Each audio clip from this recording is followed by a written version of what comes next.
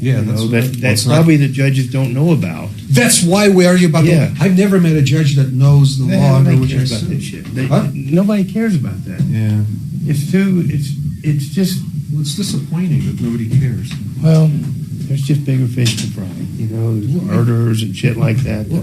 Drug running, Yeah, but I did all this research. I found good case law. Elections, important shit like that. Smart meters. Yeah, they're not trying to fuck around. And how they're going to fuck around. Some Russian dude got a text on his phone and he's here to sue somebody. I don't know anything, I don't know. That sounds important. To you. Well, last year I collected 30 grand. Tax-free, if you know what I mean. Why is that tax-free? I never had to fill out a W-9 to collect a judgment or a settlement. Okay. Makes it tax-free. It's not on account of personal injury. That's probably taxable. They want to take a look at that. We've had to look into penalties and stuff. Like we sometimes get penalties in our cases. They're taxable. Yeah, for sure. For sure. And you don't even get a deduction for attorney's fees. So if the client gets that money and they have to pay me a portion of it, they still get taxed on it. On the whole amount, even your portion? Yeah. But don't you have to pay taxes on your portion? Well, that's double taxation. Really. It's business income to me. But yes, eventually I'll if it's not on the top line. Boy, they really fuck you every way they can find. I've done that once in my 25 years of doing this shit. Gotten a fee award. That's it? People have been saying that they get really great results with it. You asked for it, though, right? Or you don't even ask for it? You give up? You gave up asking for it? Call Ty and ask about it.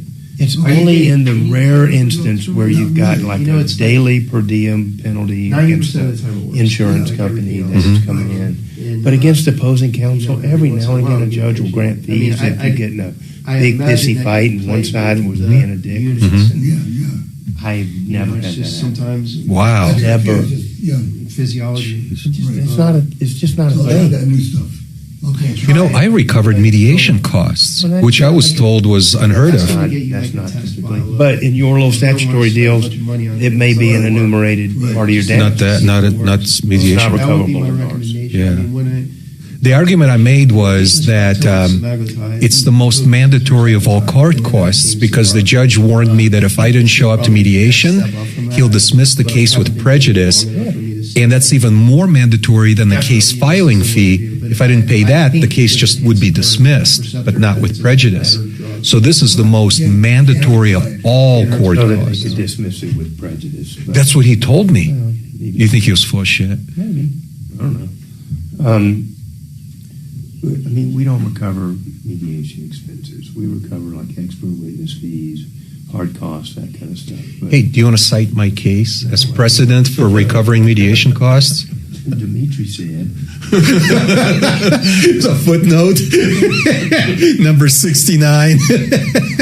Judge, you'll be familiar with the long-sided source of Dimitri, I submitted otherwise known as Deputy D. I submitted a 5-page brief in support of my request for my $75 mediation fee recovery. That's just the craziest thing I've ever heard. Don't you have anything else to do with your time? Well, it's an interesting. 5 pages. That's $75. his hobby is suing people. It's not my hobby to sue people. I think it's part of my. Don't bet you did. It's part of my healthy brain aging plan, which is. I should get the bar or something, man. Come on. Well, that's important too. But the point is, if you don't exercise your brain, Pages for $75. yeah. But now it's precedential, and I can use the same 5 pages, in fact, What's less. that got to do with President Trump? Huh? I don't know, man. I think you failed. 45 years strong, solving your problems, answering questions, taking complaints. This is the Troubleshooter Show. Now, Tom Martino. Hey, good morning. This is John Fuller for the Troubleshooter Network. We are here to solve your problems, take your complaints, answer questions, do what we can do to help you out. This is the longest running show of its type in the studio today. We have Deputy D, otherwise known as Dimitri, a wonderful resource for us. We have Doc here in the studio, Dr. Ken, looking out for us, helping out. And we have the very esteemed guest today of Dr. Joel Cherdak, who is with Denver Regenerative Medicine. Good morning. Thank you. Good morning, John. How are you? I'm doing great. Good. So I am John Fuller. I am a personal injury attorney. I have been so for 25 years in the Denver area. So I actually know a little bit about Dr. Cherdak. We've crossed paths, if you will, once or twice over the years. Dr. Cherdak is, among his many achievements, is a chiropractor, and we used to have, he used to treat some of my clients in years of past. Are you still practicing chiropractic? No, I'm just running the regenerative medicine clinics. I thought so. So wasn't really sure about that. So we are here. It's going to be a great show. I've got a million questions. We're going to talk today about all things stem cells, regenerative medicine, PRP. We're going to talk a little bit about, how that might play into your health plan. We're going to talk about GLP-1s. We're going to talk about peptides. We're going to talk about kind of just the broader future of regenerative medicine. When I think I last met you were bragging about a new centrifuge that you just incorporated in your practice. And I think you were just really starting to use PRP in the treatment of injury cases and stuff. I think that was about the time frame, wasn't it? Many moons ago, I believe that you're probably correct. I mean, that makes sense. Yeah. That would have been the situation. So the world has come a long way in the last 12 or 13 years in the way that we think about treatment protocols like PRP and stem cells and some of the, quote, alternative treatment. And so we're going to get into that today. We are here for you, so give us a call. The phone number is 303-713-8255. It doesn't have to be limited to discussions about stem cells or health. We're here for anything and everything that you have, be it landlord-tenant, be it your automobile, be it scams that you want to warn people about, trouble that you've had with contractors or other businesses that you've been working with, anything and everything. John, Yes, I think we should also introduce a new game to this show called Do I Have a Case? Well, and people, now that you're in the us. studio, people could call up and say, hey, I slipped on a banana peel like in the cartoons, and I did that in front of Walmart. Do I have a case? Okay. 303 Martino, folks. 303-713-8255. We will take your Do I Have a Case calls as well as all the other problems in the world. So that's what we're here for. It's a wide open format, and we look forward to any and all of your calls. So first things first, Dr. Cherdak, tell us what's new in your world. What's going on with your practice?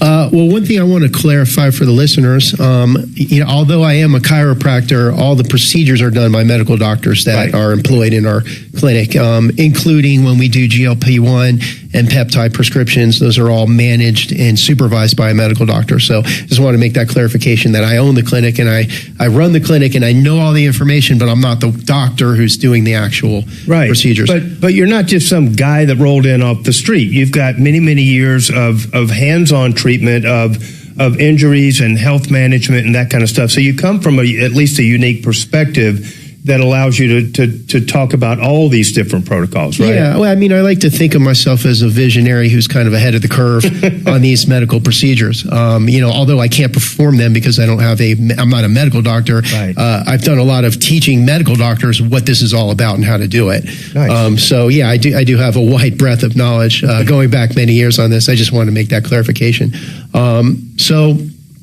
I just a little bit of background on how we got to this point. When I met John many years ago, I was practicing as a chiropractor with a lot of other professionals in my clinic, and we did basic rehabilitation, and we handled a number of personal injury cases, treating those accident victims. And then I saw the effect of stem cell therapy on one of my patients. And it was right at the beginning of when stem cell therapy was becoming a thing that people were starting to notice was useful. And one of my patients had degenerative knee arthritis, and he was looking at a joint replacement surgery, and he had heard about stem cell therapy. And the doctor that was performing the procedure at the time was kind enough to let me observe and see what he was doing. And I saw that, and I saw miraculous results. So somebody that needed a knee replacement surgery, that had bone-on-bone arthritis, as it was described, be able to be very functional and have significant improvement and be able to avoid surgery. And so, this is going back maybe 15 years now. And at the time, I thought, wow, this is miraculous. You're using the body's own material. You're not using drugs. You're not using surgery. You're just extracting stem cells from a patient, injecting them in a concentrated way back into the affected joint, and you're getting this amazing result with no rehabilitation, with no downtime, with no cutting into the body and creating scar tissue and all that. However, at the time, the price was really pretty exorbitant, and it was out of most people's ability to pay. Fast forward a couple of years, and I was interviewing medical doctors to work in my clinic, and one of the doctors I was interviewing had just finished his training as a physical medicine and rehabilitation doctor. And during his training, they had taught him in school to do these stem cell procedures. So because he knew how to do it, and because I knew how powerful it was, I thought to myself, like, this is the future. This is where I need to focus my practice. Right. So sort of changed things around and started offering this as a procedure for people. And because we were one of 2 clinics in the greater metro Denver area doing this, we've got a ton of business, and people were coming in, and we were getting great results. And, ever since then, I've expanded the clinic to be a regenerative medicine and rehabilitation clinic. So we do stem cell therapy. These days, the field has really grown to where we have the option of really customizing somebody's treatment plan, because at this point, companies that produce umbilical cord derived stem cells that we can obtain, those products work just as well or better in some cases than a person's own stem cells. And I would say it's only been about the past 4 or 5 years that technology has gotten to the point where I feel comfortable saying that these are just as good. So truth be told, stem cells are not really a new technology. They've been around for almost 30 years now that we've been kind of advancing the technology and learning the true potential of stem cells in a restorative environment. Yes, that's correct. I would say when you're going back that far, I don't know, a lot of us will remember the controversies about embryonic research going back to the early 2000s. And, they were doing stem cell research on embryonic stem cells then. What you're talking about, looking at stem cells and seeing the efficacy of stem cells, that goes back probably 30 years. You have to go, it's a little bit more recently that people started realizing that they could use stem cells from a patient's own body, take them out of bone marrow, take them out of fat, isolate them, concentrate them, inject them back into the body and get this profound effect. Gotcha. That's a little bit newer. So just kind of a funny anecdote. When I first started doing this back in 2014, most of the questions that people would initially ask me when I spoke to them is, where are you getting these stem cells? Are you getting them from embryos? And I had to explain, we're not killing babies. We get them from you, but those questions people are much more educated these days. But we went through a phase, though, did we not, where you kind of had 2 classes of, regenerative medicine providers, if you will. You had the people like your clinic and the other big clinic here in town that's been around and on the cutting edge of the technology. But then you also had a lot of just run-of-the-mill chiropractors that were deriving their stem cells through amniotic fluid and stuff. Mm-hmm. And that I found to just be, for lack of a better word, a complete waste of time. It wasn't the level of stem cell technology that we're talking about today. Any ideas you had about the technology back in those days, it's just very different today. It's a whole new world, a whole new technology, a whole new procedure, everything, right? Yeah, well, it's funny that you mentioned it and spoke about it in that way, and that's part of the reason why I gave that caveat a little bit earlier, is because, I'm not one of those chiropractors that just hires somebody that's qualified to do an injection, do it. I hire, trained, board-certified medical doctors to do these procedures because they do take a bit of technical skill. especially when you're talking about extracting stem cells from a patient. So the biggest difference between those clinics that you just spoke about, which a lot of them don't even exist anymore, and what we do is that, you cross the threshold when you're talking about doing a procedure to extract stem cells from a person's own body. And none of those clinics had the credentials to be able, or the training to be able to do that. And really, using your own stem cells in most cases is really the most effective treatment that you can get. Like I mentioned earlier that now the technology has gotten to the point where umbilical cord derived stem cells in some cases work just as well. But oftentimes we try to mix those with a patient's own stem cells. Got it. And if you don't have a trained medical doctor who's trained to do the extraction procedure, you're really cutting out a big part of the procedure that may be, extremely effective. Yeah, I agree. So we're going to take our first break here, but when we come back, we're going to talk about much more of this kind of stuff. We want to get into who the person is that can derive the greatest benefit from these modern technologies, and we're going to kind of go into the different ones that you offer and go down that road. So if we can answer your direct questions along these lines, please give us a call, 303-713-8255. We're going to a break.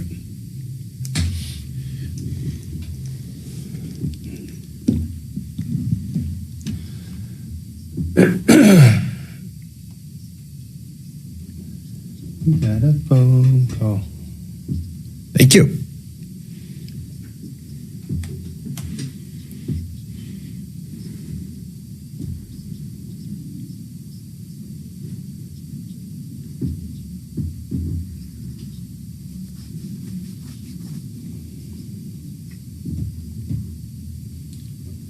Fix it 24/7. Why does Tom always talk about cleaning and inspecting your AC system before the summer heat?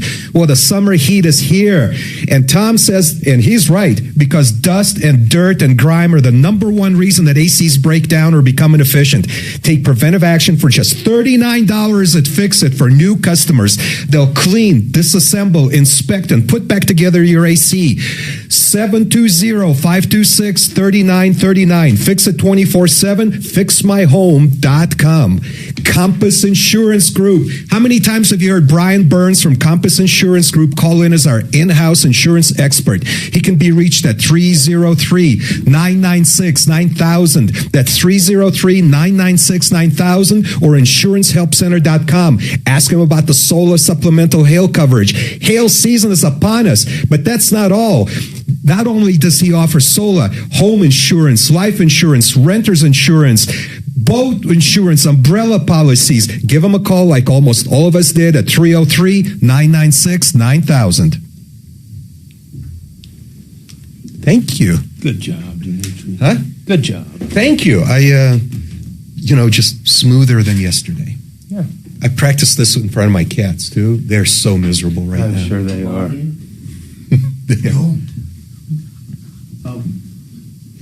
And I think that's it. Yeah, I have some questions for him whenever you feel it's appropriate. Thank you.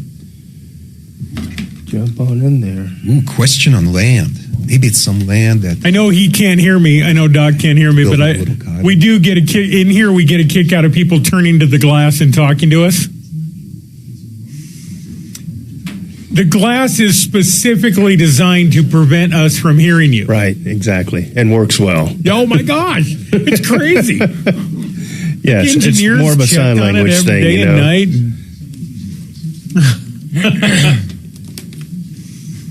Yeah. Well, it's good to have you guys. It's good to be had, I like Dimitri's idea. Do I have a case? Or we could, in Dimitri's situation, just call it, am I a case?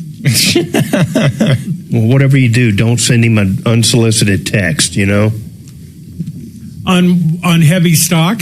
On 30-pound stock, extra bright, none of that. It's fantastic. There's his signature paper. you still have that page I gave you, right? We are literally in awe. Yeah. By the way, all of us heard the sound that paper made when you picked it up. Oh my God! This doesn't give a paper cut. This gives a paper dismemberment.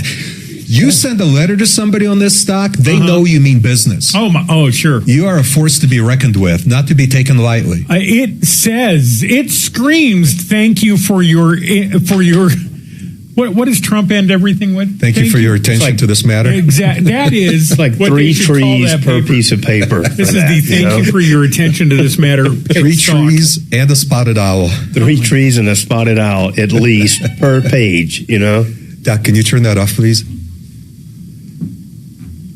He's a rookie. Is he downloading porn again? No, it's making that train horn sound or whatever the hell that is. Is it attached to his diaper?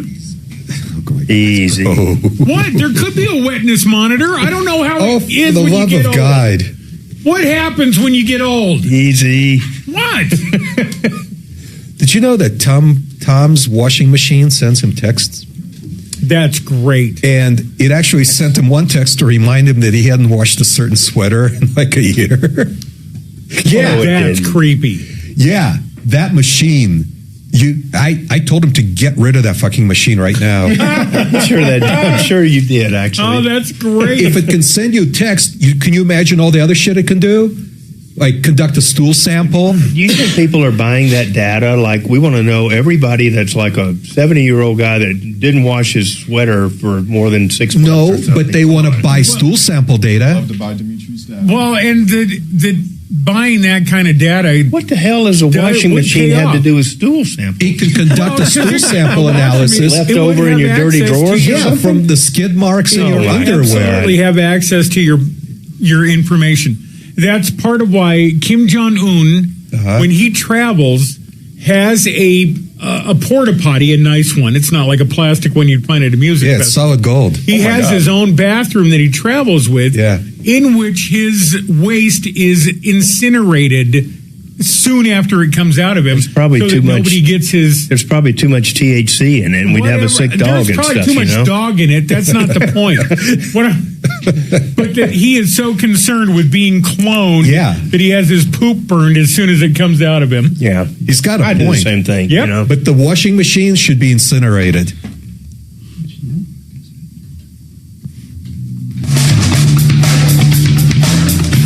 All right, we are back live in studio. Dr. Joel Cherdak is with us, and my name is John Fuller. I'm an attorney here in town. We are here to solve your problems, take complaints, answer questions. Really, there's no topic off limits. If we can't solve your problem in the studio, we have an elite cadre of experts in the field across the state and country that are here at your disposal. So give us a call. We're here to help you. Tyler, we're going to go to, as the first caller today, has a question about land. What's going on, Tyler? Oh, I appreciate you taking my call. Of course. Yes, my mom just recently passed, and I came across some letters that she had that were from the U.S. Department of Interior, the Bureau of Trust Fund Administration. And I noticed I was going through this, and she has quite a bit of land, and I'm trying to figure out how I should go about this. Okay, where is this land located? This land is located in South Dakota.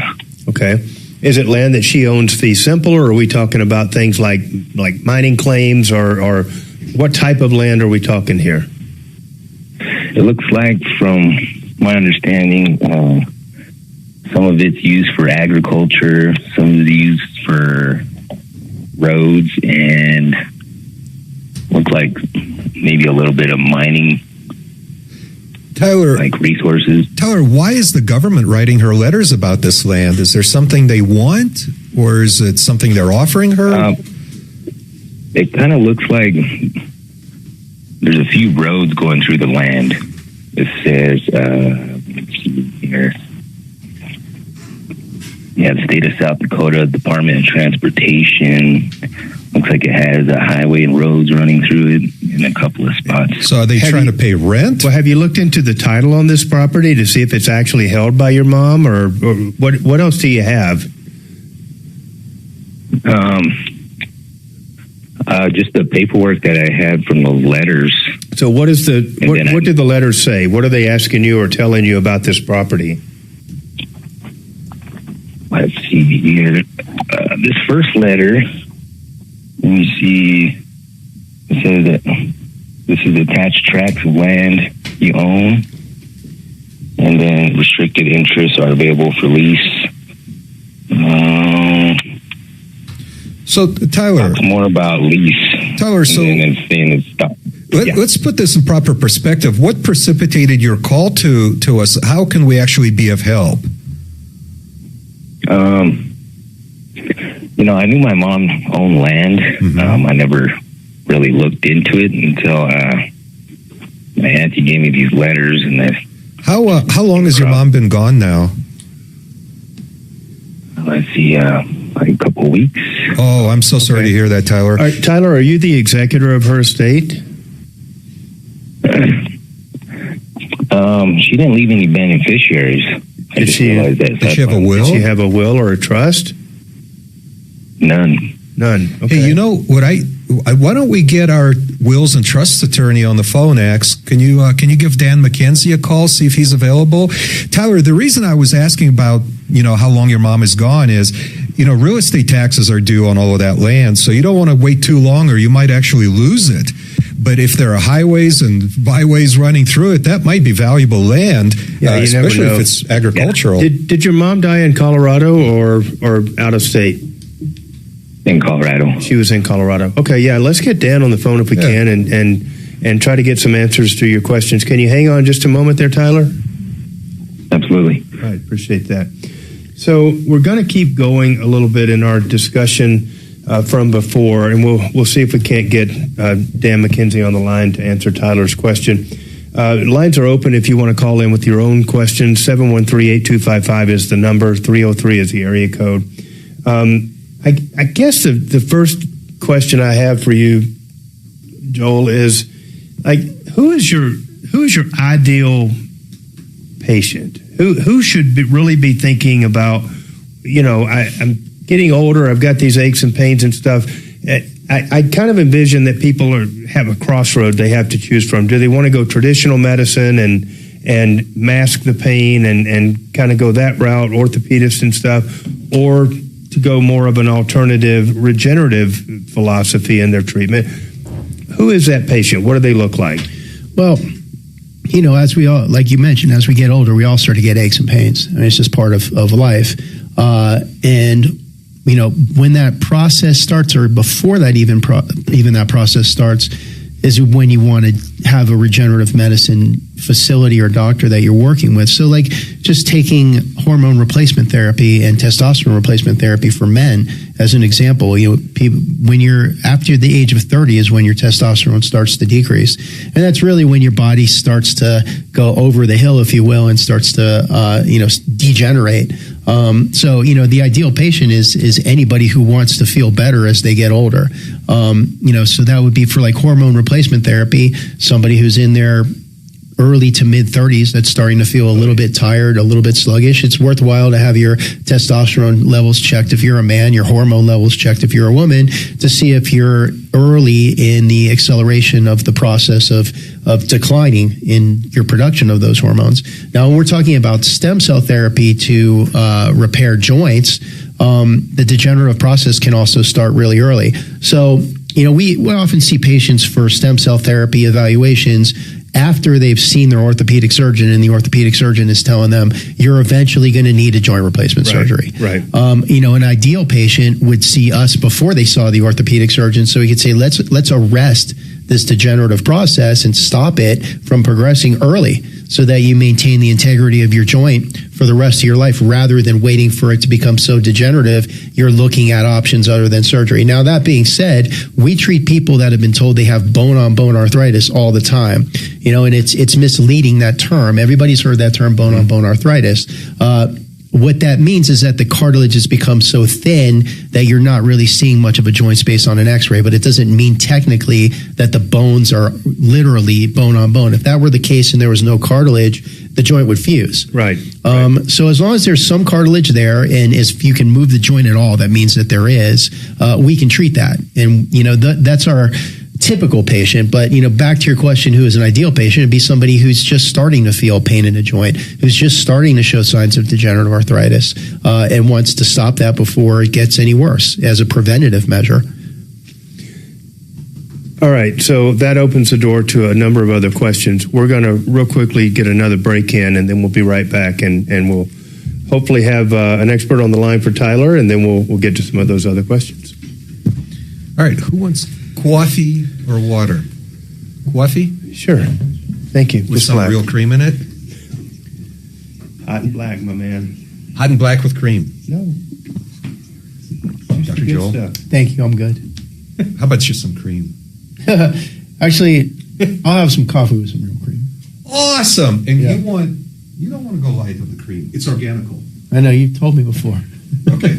You're a big proponent of it. It's like armadillo milk or something. So black or like normal people drink it. Okay, cool. So Got it. each. You're on it.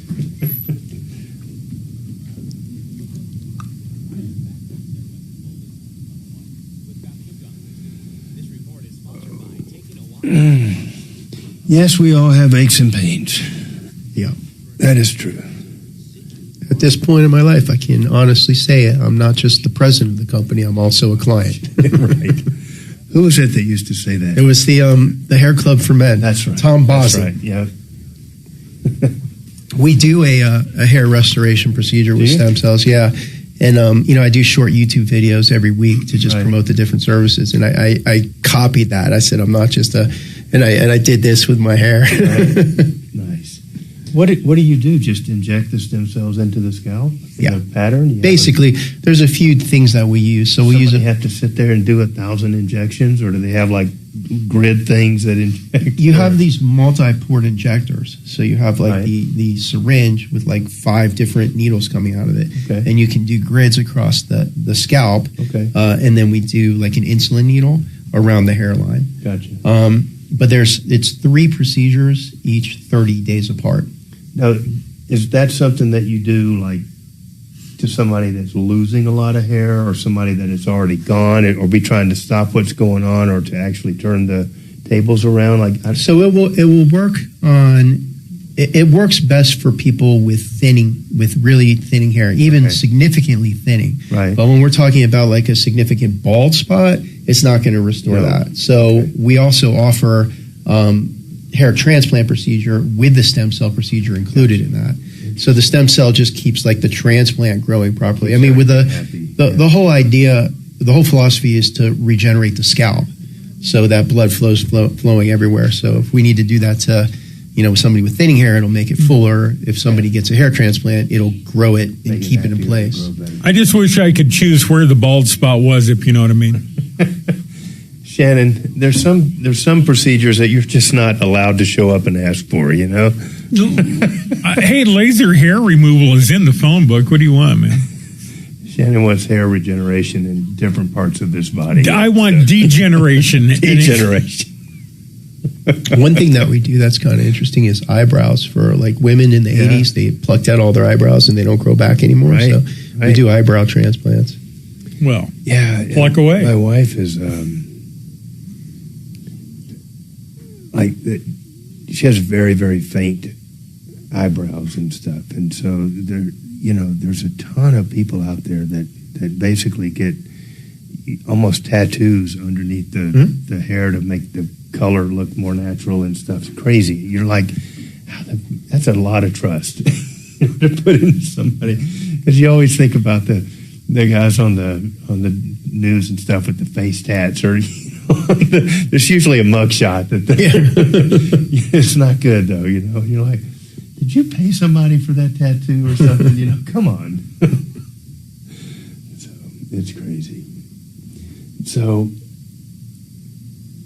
yeah, it's just a crazy world we're living in. Do you think they're filing all these lawsuits trying to shut this UFC fight down at the White House? Do you think they're going to succeed in that? I don't know. That's a tough call. I mean, they certainly have a number of judges that seem happy to put in injunctions for just about anything, and that's what they're seeking, is like an injunction that would shut the whole thing down. But what are they basing that argument on? Oh, that paid sporting event on White House grounds or some shit like that that's prohibited by some really obscure reading of some Thank you. byline in some law or something. Somebody's dug up something to say that we can't be doing this. Yeah.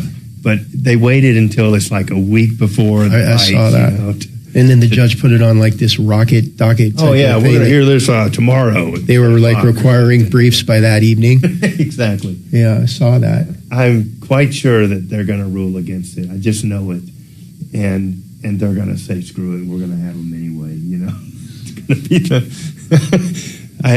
It seems like they could appeal it way past the point where they're going to actually be able to do it, and that's what they'll do. But God dang, 125,000 spectators expected for that UFC fight. I don't know how many will actually be there, but that's a lot of people. So it's crazy times. Yeah, I don't know how I personally feel about it. I feel like they're making the statement that that the cost is all going to be taken care of by the UFC. Right. But then I've heard conflicting reports. No, what I heard is that DC itself has to pay like 10 to 12 million in like supplemental security. Oh, really? Yeah.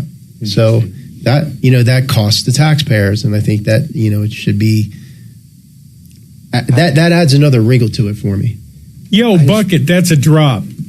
What's that? It is a drop in the bucket. Yeah, I mean, it really is. Shannon's saying that's just a drop in the bucket, and it is. How about we get back $1 billion from the goddamn Somalis, and that'll pay for the whole thing, then we can party for a month. Shut up.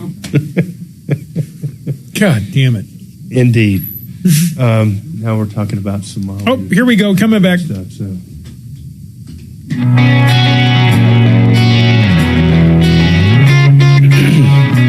All right, welcome back. John Fuller here, sitting in for Tom Martino on the Troubleshooter Network, and we are here to help you. You can give us a call at 303-713-8255 or at help@troubleshooter.com. In the studio, we have Doc, we have Dimitri, and we have Dr. Joel Cherdak here with Denver Regenerative Medicine. And we were just talking about kind of who the appropriate patient is, what kind of options that people have out there. Just in full disclosure, I actually had stem cells into a rotator cuff tear in my shoulder 5 years ago today, actually. And I just looked that date up because I didn't know how long it had been. But, the decision process for me was pretty simple. I went to an orthopedic surgeon, and of course, like all orthopedic surgeons, they wanted to perform surgery because that's what surgeons do. And I have had so many clients that have had torn rotator cuffs, injured shoulders, that kind of stuff, that have had surgeries that just don't get great results. And the rehab sucks. It takes months and months to get back to square one. Many of them never do achieve full range of motion. Some have other things like frozen limbs and stuff that come up that they just never achieve full functionality post-surgery. And so I explored the stem cells, I did the research, and I went and had the procedure. And I have to say, just an amazing outcome. Just an amazing outcome. And the proof in the pudding for me was at the 6-month mark, I went back in, and we pulled up the ultrasound and the MRIs that were done before, and you could clearly see a void where the tear in my shoulder was on the one screen. And then we superimposed the image 6 months after, and it's just gone. I mean, It's just gone and completely healed. I have completely fine motion. Yes. I could barely lift this arm at the time, and it was a full thickness tear. It was a significant tear in my shoulder that has just grown back and healed up and is fine. Joe, what was that process like? Was it like one shot, or was it a series of treatments? Yeah. Did you have to do certain exercises, like eat more carrots, or what? So there's a couple different aspects to it. Number one is, and Joe, you can speak better to this than I can, but you very much need to have your nutrition and your body in the right place before a procedure like this. So I was instructed to cut out, no alcohol, no tobacco, no this, no that, and I mean dietary stuff a month before the procedure. And then I think 2 or 3 months afterwards was recommended because you want to give your body the best chance to heal instead of having these other toxins and stuff going around. And so for me, it was so important. I followed that religiously. I mean, I wanted this to work. It was a lot of money, and I didn't want to take any chance on it not working.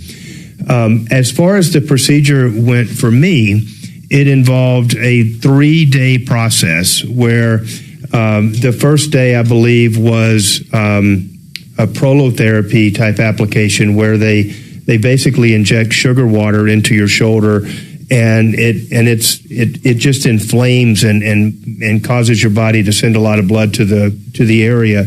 Correct me if I'm wrong. Yes, I'm going off of memory. Say again. That's right. Yeah. Yep.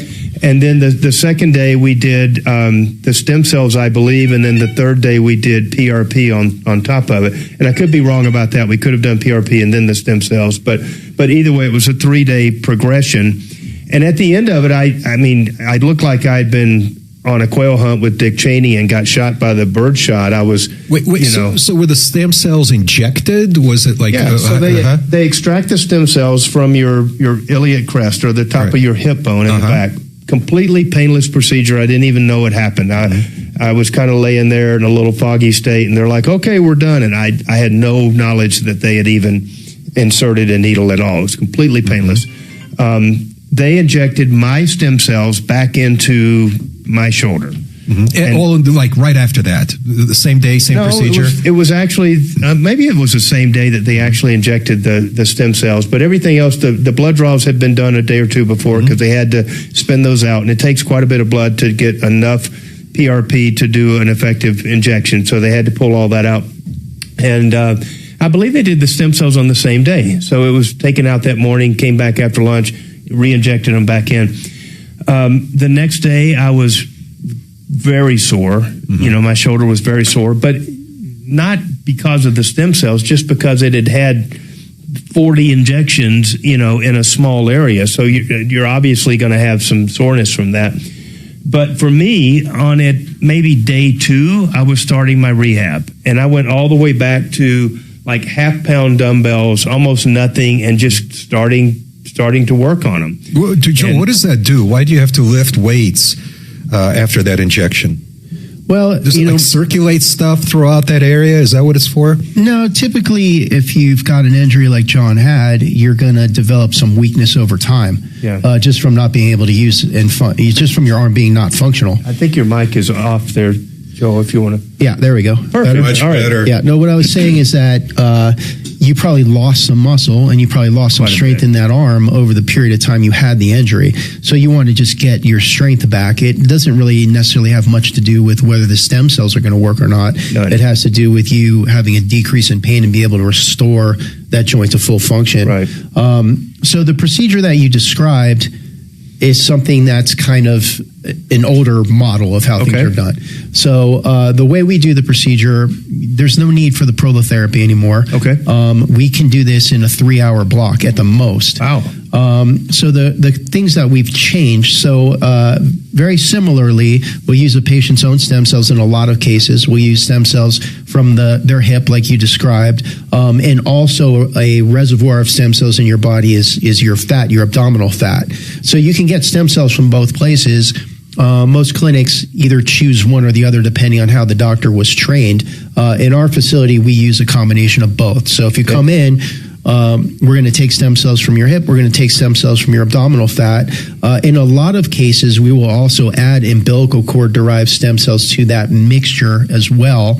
Exosomes, which are relatively new, accelerate the whole process of healing. They're almost the best way I can describe them is it acts as fertilizer for the stem cells. Gotcha. So those things, and then we use, like you said, you had PRP on a separate day.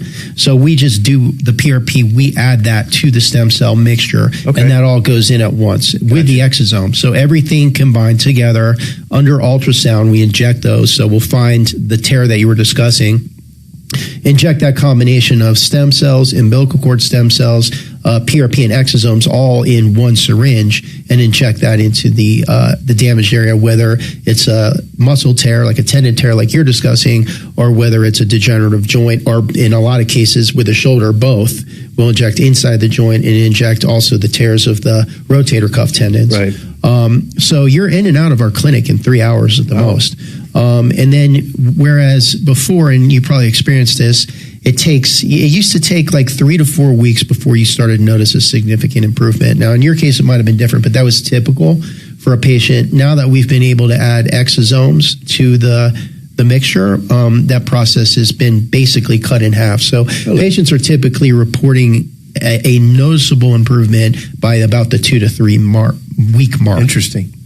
Yeah, for me, it was just a slow process, and I just went back to basically nothing, and part of the early was just to get the shoulder moving because it was not happy with all those injection scars, if you will, and stuff. So just getting it moving and stuff, but I was just insistent on doing the full rehab and taking my time and being smart about the exercises I was doing. And man, I couldn't be happier with the outcome. And I don't have a scar. I don't have a surgical history. What I spent on the procedure, and I have no idea what today's rates are and stuff, but what I spent on the procedure was probably about what my deductible would have been for my health insurance had I gone the traditional surgical route. And so for me, it was a no-brainer. Mm-hmm. So we're going to go to another break here real quick, and we'll come right back and talk about it a little bit more. So.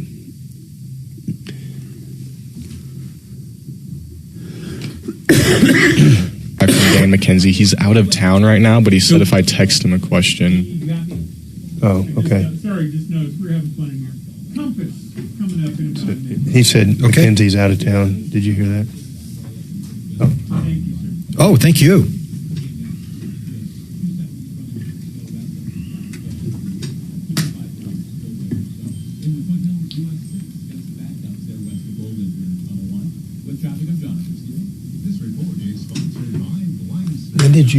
When did you start your clinic or start doing this? But yeah, and then Mark says, "Well, we'll chat later," because it's like, nah, I don't know. I'll put my foot down on that one, dude. Yeah, that's Compass Insurance Group, 303-996-9000 or theinsurancehelpcenter.com.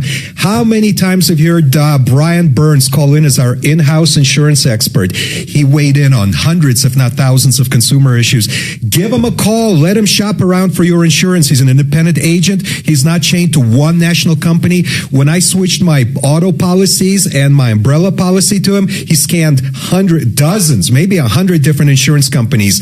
Compass Insurance, 303-996-9000 or theinsurancehelpcenter.com. Thank you. So, I guess Dan is out of town or something. Yeah, I'm going to tell. Is it okay if I use the phone real quick? Yeah. What we're going to do, because I don't want to just disconnect him because he's got a very interesting call. No, we need to figure Tyler? Hey, Tyler. Tyler, you still there? Is this Tyler or Camilla? Well, they can't hear me. Hey, Adam, is Tyler still on the phone in there? Can you get him? We couldn't pick him up in here. Can you just ask him to read those letters while he's on hold, and we'll be back to him in a few minutes, and we'd like to know what those letters are asking or telling him. So he doesn't have to read the letters. Dear Mom. Dear Mrs. Smith, with regard to... And hopefully he'll... Thankfully, it's only 2 weeks ago that she passed, because normally they call up 4 years ago, and you're like, yeah. Thing's been sold off in a tax state sale already by took now. the land. And Camila, I've got great referrals, 2 great referrals for her plumber cool. in the Below. Yeah. In the Below.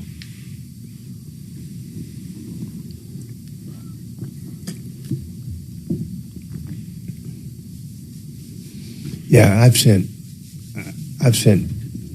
10 patients to have 10 clients at least to have stem cells, and not one of them has had anything short of great outcomes. Like borderline miraculous. Yeah. And this, not the chromosomes, but exosomes. Mm-hmm. That's like a miracle treatment. Yeah, I mean, I hate to As call it miracles go. I mean, Well, they do everything, whatever you want. Sort of. Pain, arthritis, injury, smelly feet. It's incredible. Yeah, exosomes work really well. Yeah. Like they work so well from what I heard that it sounds like bullshit. That's how well they work. you've been kind of quiet over there, Doc. What are your thoughts on this whole thing? I'm not sure. Yeah? Joel knows far. I mean, after you get out of your residency, you're so focused on a particular area that all the other stuff you never use, you just Goes by the wayside. absolutely. Yeah. Joel, do you want some meat sticks? No, thank you. Okay. I got 2 meat sticks for John. Lord. A big one and a little Here we one. go again. I recommend the little one second because it's so tiny you can use it as a toothpick Thank you. Appreciate it. Thanks for thinking of me. anytime. 0 carbs, Joel. So, but Doc, I mean, they're talking about harvesting stem cells out of, umbilical cord and stuff. Yeah, but Did you ever have a little side market where you were selling Are umbilical those really cord or valuable? something, or- What? Like the placenta and shit? Like I No. heard it's worth They thousands. I think at the beginning they used to use umbilical cord and amniotic fluid Right. stem cells, but they didn't work as well as your own stem. Right, And then right. there was also the legal point of saying that they were stem cells when they really weren't stem cells. Yeah. Did you get that, Joel? Beginning? Yeah, when you're talking about what you're talking about was referred to as Wharton's jelly, Yeah. and Wharton's jelly was derived from placental fluid, and it had a lot of growth factors and a lot of things that helped accelerate healing, but not actual Not stem actual cells. real live stem But now the technology where they get donor umbilical cord stem cells and they're able to extract them and isolate them and be able to ship them overnight. Do I know how many stem cells are in there? I mean, Are you getting actual cord material shipped to you? Yeah. Is that okay? yeah, and it works really well. So like patients basically are we on there? No. Okay. We're on So- YouTube. We're on YouTube though, so Okay. No, I mean, basically for patients that are, as a general rule, over 65, we'll recommend that they use predominantly umbilical cord derived stem because cells. the counts are so low, or Because they seem to work better than a person's own stem cells as they age past that point. Gotcha. But there's a lot of other factors. I mean, a 65-year-old person can be as healthy as an average 40-year-old. somebody like Doc's got maybe 3 stem cells in his whole body or something. I used one last We week. used one last week. Joel, too. keep in mind your computer is on the YouTube. Yeah, it's off. Okay. The screen's off. I can't get on. All right, we're back. online. So back on the air. So, hey, good afternoon. John Fuller here on the Troubleshooter Network. We are back live in studio talking with Dr. Joel Cherdak about all things stem cells, and we have a number of other topics coming up. So get your calls in if you have questions about any of the new and exciting technologies that are out there that can help you get better without going under the knife and going kind of the traditional surgical methods that have been around forever and ever and ever. So we'll get back to that. We are going to go to a caller. We've got Camilla on the phone that is calling about a referral for a plumber in Pueblo. What's going on, Camilla? Hey, thank you for taking my call. I affectionately call myself a Tom Martino referral list frequent flyer. Well, great. I've used the trolley and I've used father-daughter plumbing before with excellent results. Great. And so I'm looking for a plumber in Pueblo. So 2 things, actually. Looking for a plumber in Pueblo. And then I'm also looking to find out, I know I've heard Tom talk about a little while back, there was a hailstorm that came through and he was able to use one of your companies to get the correct settlement on his claim. Are you talking about a public adjuster? Yeah, Paragon. I'm using them right now. Okay. Yeah. So Okay. Camilla, if I Can you understood. tell me about that? Yeah, so I take it you had some hail damage to your roof. And have you already made a claim with your homeowner's policy on this? No. So actually, what has happened is I'm calling on behalf of my son who has damage at his home in Pueblo. Oh, okay. But I didn't know if they only do roofing Oh no, Paragon handles all kinds of claims. In fact, I have no roofing damage. I just have flood damage from the dipstick that lives upstairs from me. Here's what I did. So his name is Matt at Paragon Insurance Services. He's based in Colorado Springs, actually. Okay. And I'll give you his phone. Oh, awesome. Yeah. I'll give you his phone number here in a minute. Here's what I did. Before I even made a claim, I engaged Matt's services because I correctly predicted that American Family Insurance is going to try to screw me on this. And so I sent what's called an engagement letter to Matt. And so that authorizes Matt to start the claim process from me so that I didn't screw it up from the beginning, like say something I shouldn't say or just I'm just ignorant of the process. So if you call Matt and I'll give you his phone number here in a second, he'll be able to start the whole process with you. And we've had plenty of people here. Mark has used them.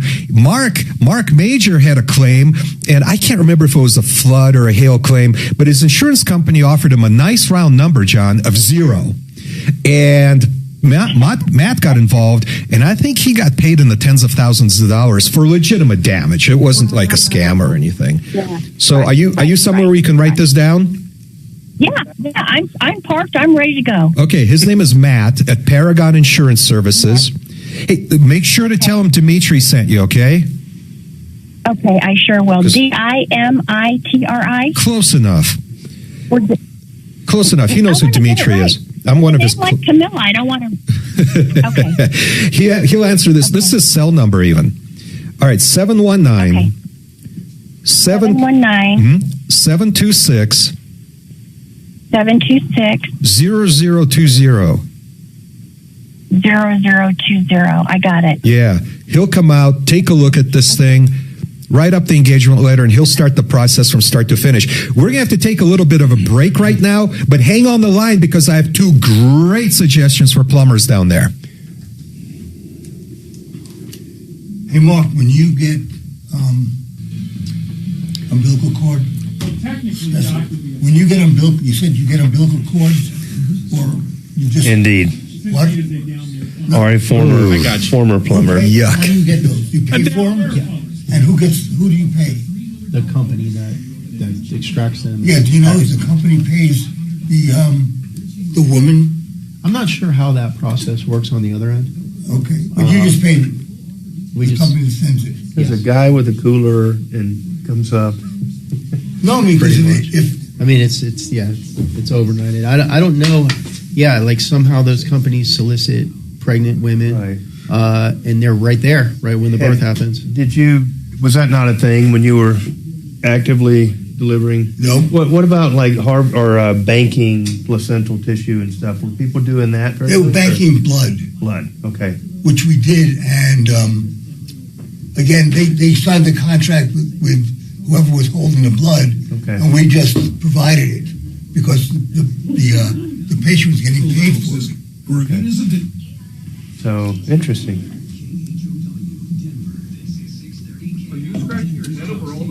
So, I would just like to know that they're not telling the patient it's for research purposes when they're making money on it. Well, they would never do that. No, of course not. Yeah, that's outside of my knowledge of how the sausage gets made on the other side. Questions we just don't ask, Doc. Yep. Come on. Shannon, what is our network called? Joel was wondering. You mean like what is the password? Yeah, the Wi-Fi. No, the password is posted here, but he's not sure what the actual... iHeartGuest. iHeartGuest? Mm-hmm. Oh, great. It's iHeartGuest. I tried it a couple times. It didn't Cleverly disguised. Yes. And the government is monitoring it, right? For God's sakes. I've got nothing that's crazier than anybody else. When have those slapdicks ever put together anything and done something good with it? Hello, Bay of Pigs? Have you ever heard of Project Echelon? Yeah, how's that working out for them? It worked out really well for them. How about FISA warrants? Have you heard about FISA warrants? Well, I don't think that the guy here running the damn Fountain of Youth is really in any jeopardy of getting doxxed. No, they're not looking for him, but he's going to get swept up in this wide net they cast.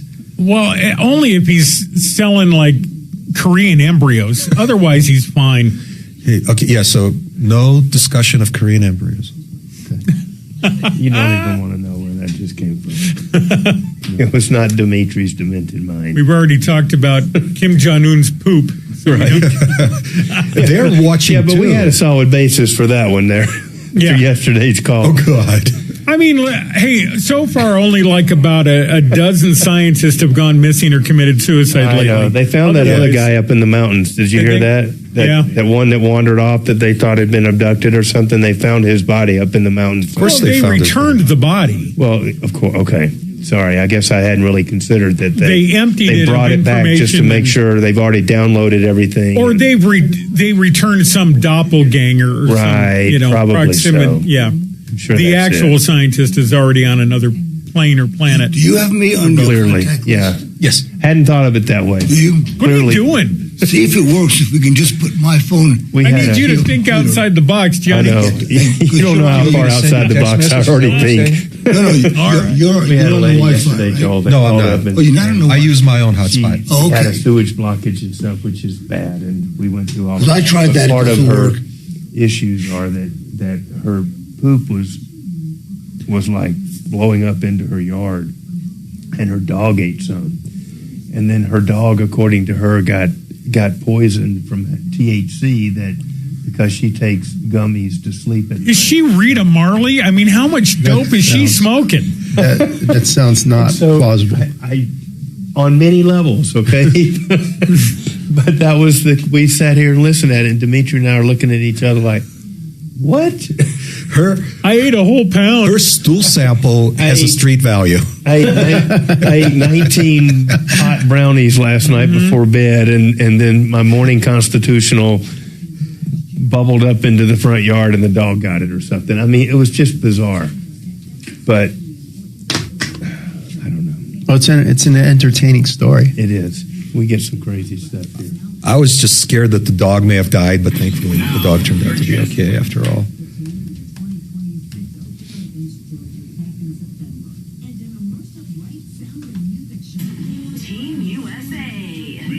So, Joe, is there anything that you really would like to get to today, or A topic that's really been interesting for people that I've spoken about on the show are peptides. And that's what my questions got are. it on the list? Yeah. GLP-1 specifically.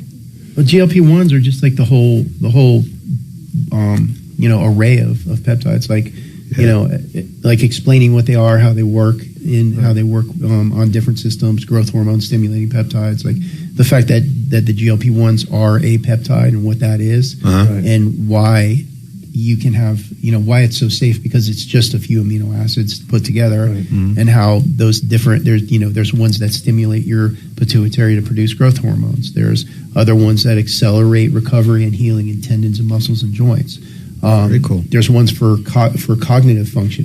That's the one I'm very interested in. Can we start in on GLP-1s, touch on that, and then roll into peptides from there, and then we'll come up with a custom formulary for Dimitri, and to finally make me smarter, so that I don't overload the court we system. have a lot of work to do over here with dozens of filings. Okay. Yeah. Now that's really been a hot topic. We've been getting a lot of inquiries about peptides. Awesome. So my inquiry is timely. Yep.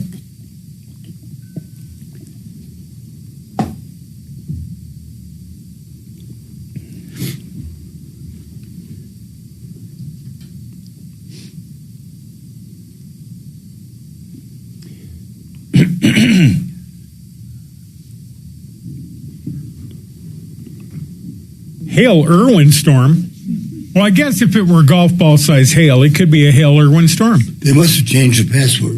You hear the way he says that? And I teased him one day. I said, "You're saying Hail Irwin storm, like the golfer." The what? And you remember that you've problem. got I tried it socks like 6 older than times Henry. before I tried You know it. what I mean? Right. Does Adam even know what a golf course is? You don't? No. Oh, yeah, no. Well, he's probably played one on Wii. Yeah, exactly. Not like sober. Fabulous. Oh, I didn't say weed. I said Wii, like Nintendo. Oh, okay. Wow. Gosh, what was I thinking? That kind of went Abbott and Costello on us. Talk about prejudging things, right?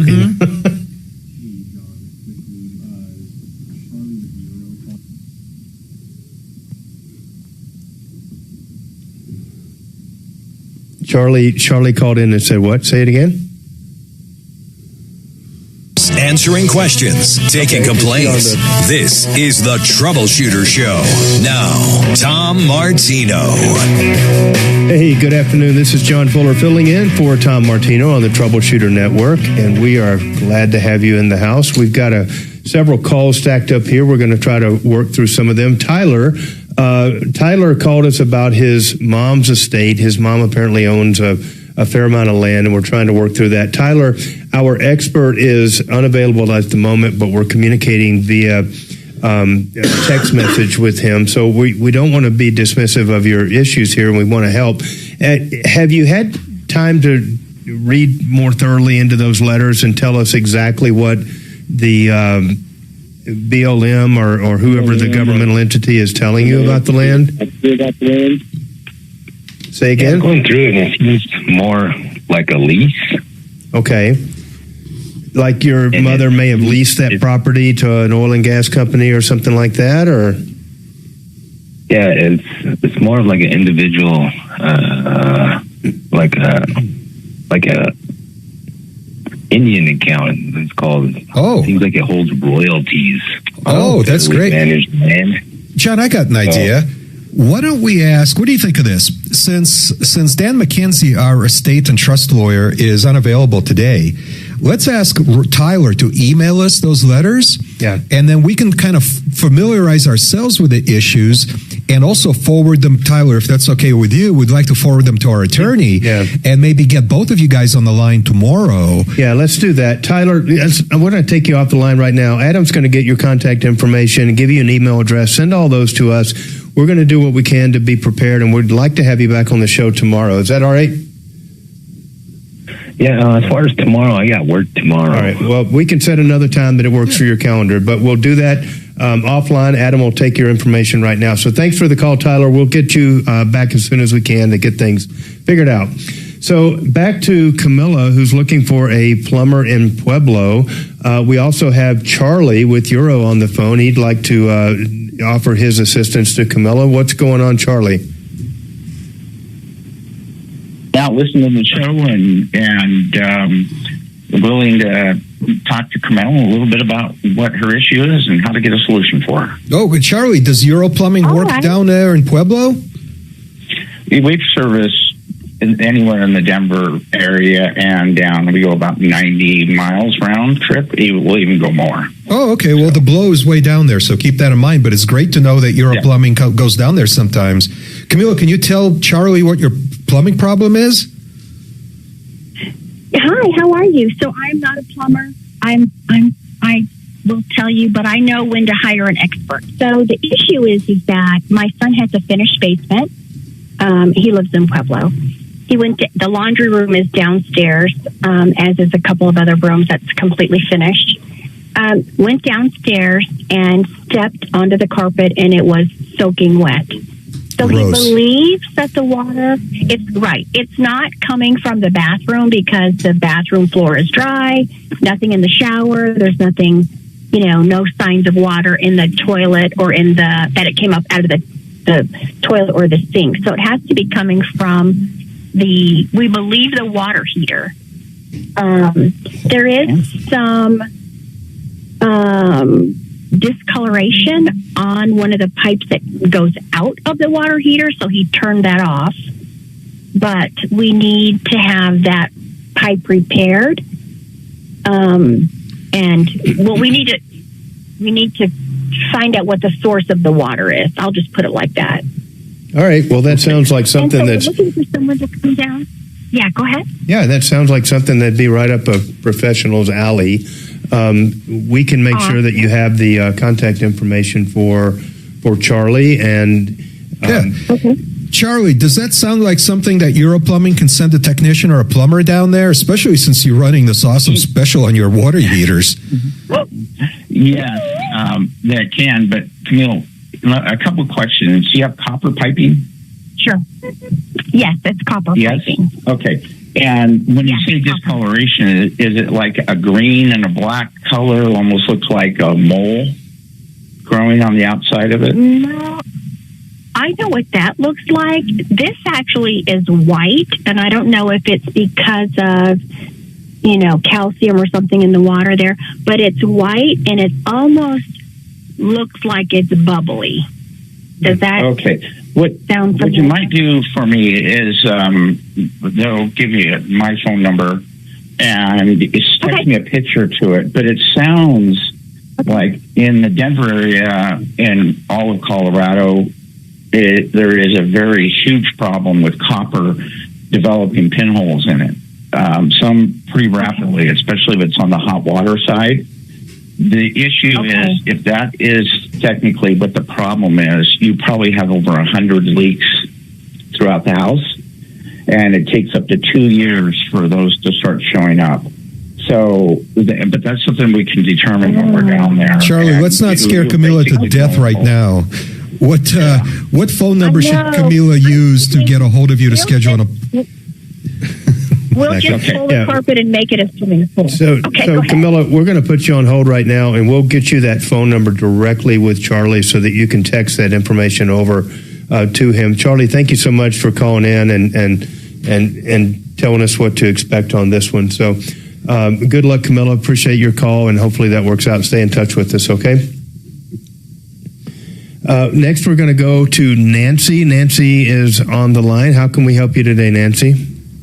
My daughter is in ERC, which is an eating recovery disorder or center. Okay. They shirted her again, so she's not supposed to get out until October.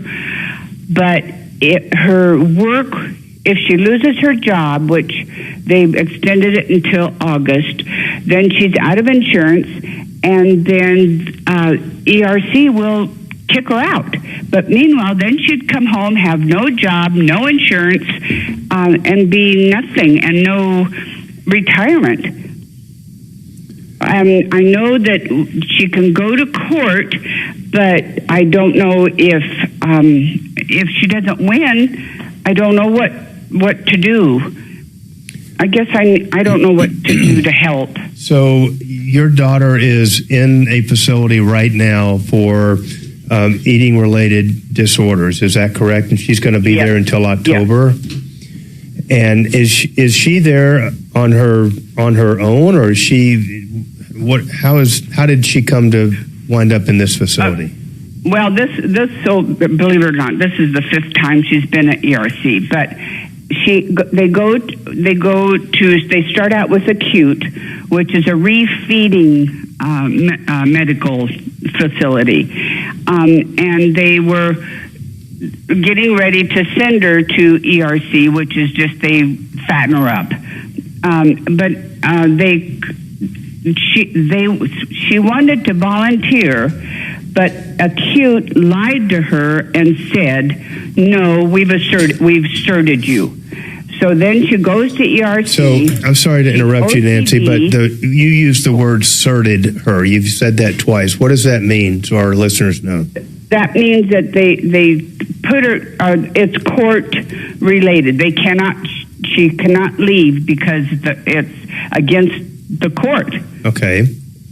So a court has actually ordered her into this facility, and she's being essentially held there against her will. Correct. Okay. And she feels like she's almost in prison. And she's OCD, which does not help. But she's 51. And so most of the kids or most of the people in this facility are young people, 20s, 18-year-old right. people. So without telling me who she works for, what does she do for a living? She is a therapeutic visitation. Very good at it. What does that mean? She teaches the parents how to take care of your children.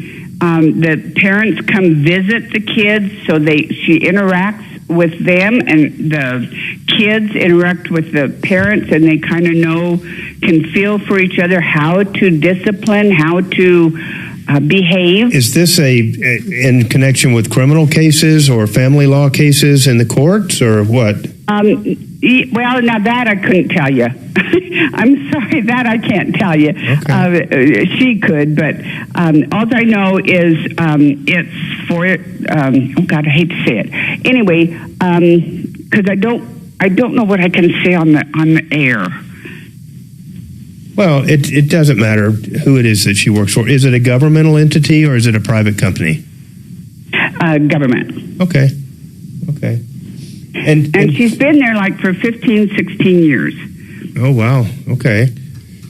So if, and they did extend her leave until August, but the court says she can't leave until October. She has not gained any weight because these people this time is not helping to relieve some of her pressure, some of her anxiety, and she's OCD, so this doesn't help.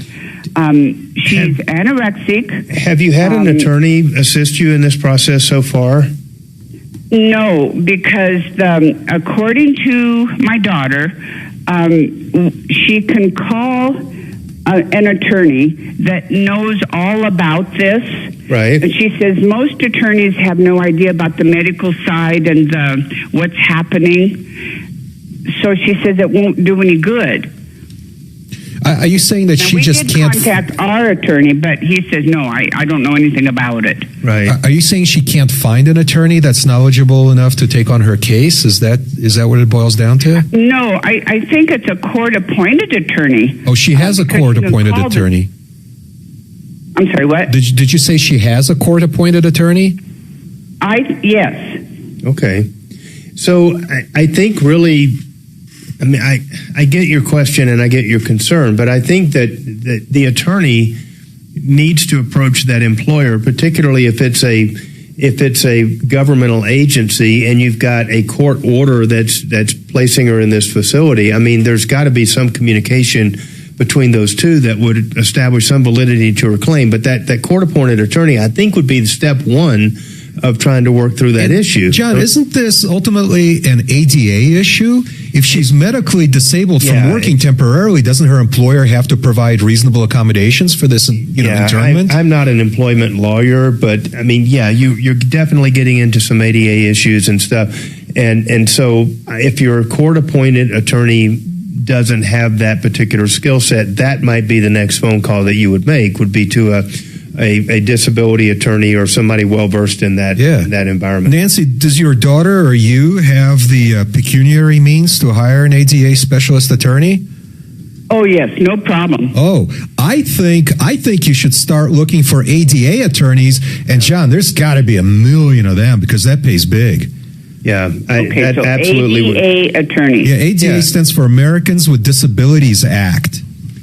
Okay. So you're basically looking for an employment attorney that has disability experience, and they're gonna kind of 1-2 punch this issue with your daughter, and I think you're going to get some good questions answered from them, and I believe there are protections in place that will protect her job while she's in this facility, particularly when it's been court ordered and it's not some voluntary thing that she really got to vote on. So. That's really my best advice. Hey, John, I have a question. Yes, sir. If you call up the Colorado or the Denver bar, will they give you a recommendation for a specific kind of attorney? Yeah, not only for her, but in general, people call and say, where can I find a divorce attorney or where can I find a land attorney? If you call up the Bar Association, do they have lawyers by categories? Yeah, they do, and that is a good first place to call, but you can also look around. And then when you talk to people and you explain your circumstance, if it's not a direct, perfect match, ask them who they would recommend for that circumstance, and you're going to get some good referrals there. The bar, for something that's such a niche little area of law, that may not be something that they can narrow down their recommendation, but they can at least get you started on it. So that's all I got for you, Nancy. I wish you the best of luck. That's a crazy situation you're dealing with there, and I hope things work out for your daughter. But thanks for calling. Thank you. All right, you take care. So we're going to take a quick break here. We're running a couple minutes behind, and we'll come right back and get back into the conversation with Dr. Cherdak, and we will go from there. Hold on.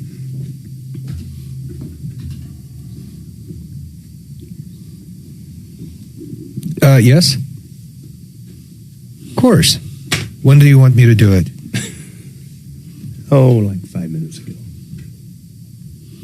So instead of Handel on the law, we can have Fuller on the law. Okay. Right. What's that? There's this guy on the radio. Oh. It's on 6:30 a.m. His name is Handel, and he has a show called Handel on the Law. Yeah, that dude. You've heard him, right? I've heard of him. Fix it 24/7, not just in Denver, but now in Colorado Springs, maybe Pueblo. Give them a call, 720-526-3939. Not just AC and heating systems like we've been talking about today.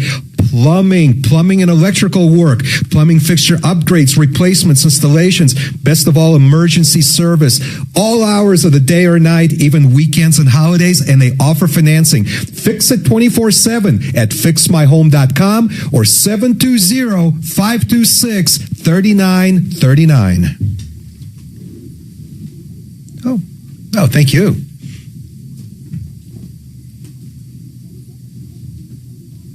Was that too loud? Am I too loud when I do that? Okay, I'll quiet down a little bit. You just need to calm down, sir. Well, I'm enthusiastic about our sponsors. These are good people. You just need to calm down. All right, I'll just calm myself down. Do you have any of that, not THC, what's the other stuff from dope? CBC? CBD? CBD. Yeah. That's good stuff, I hear. Wouldn't know.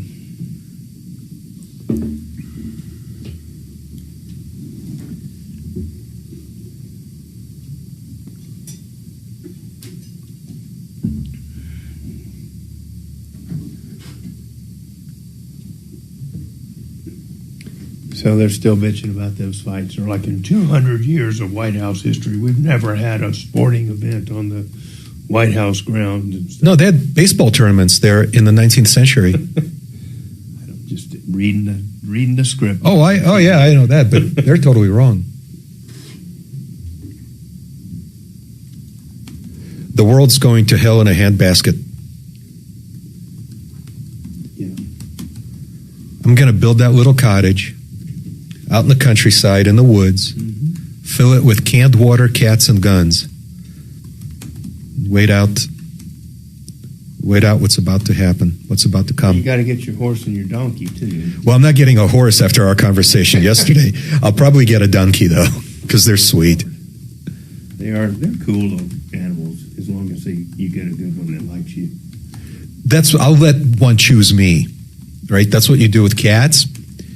And that's how I adopted my two little cats. They're the ones that crawled all over me.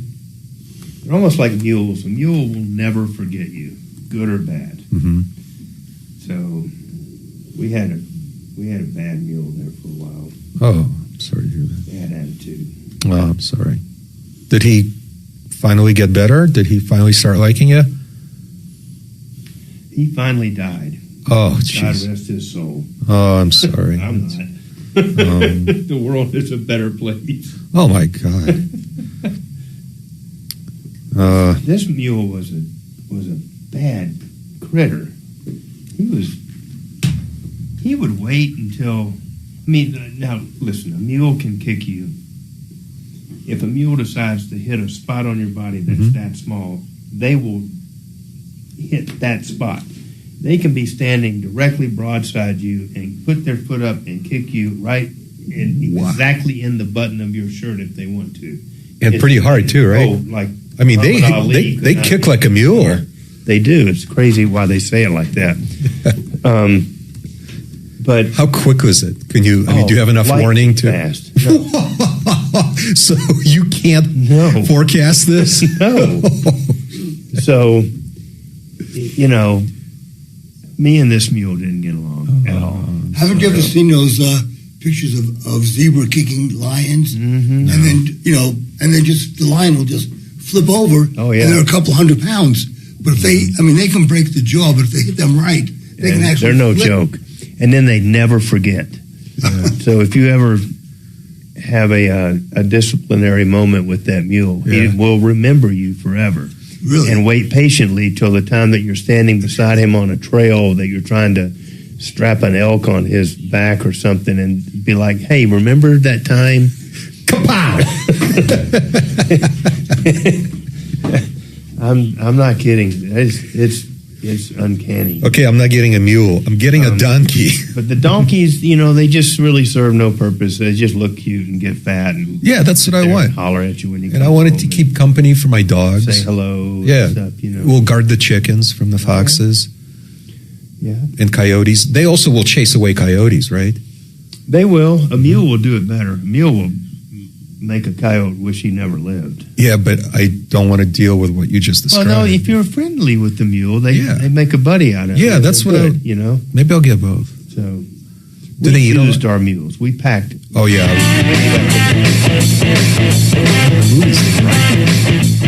He rode on.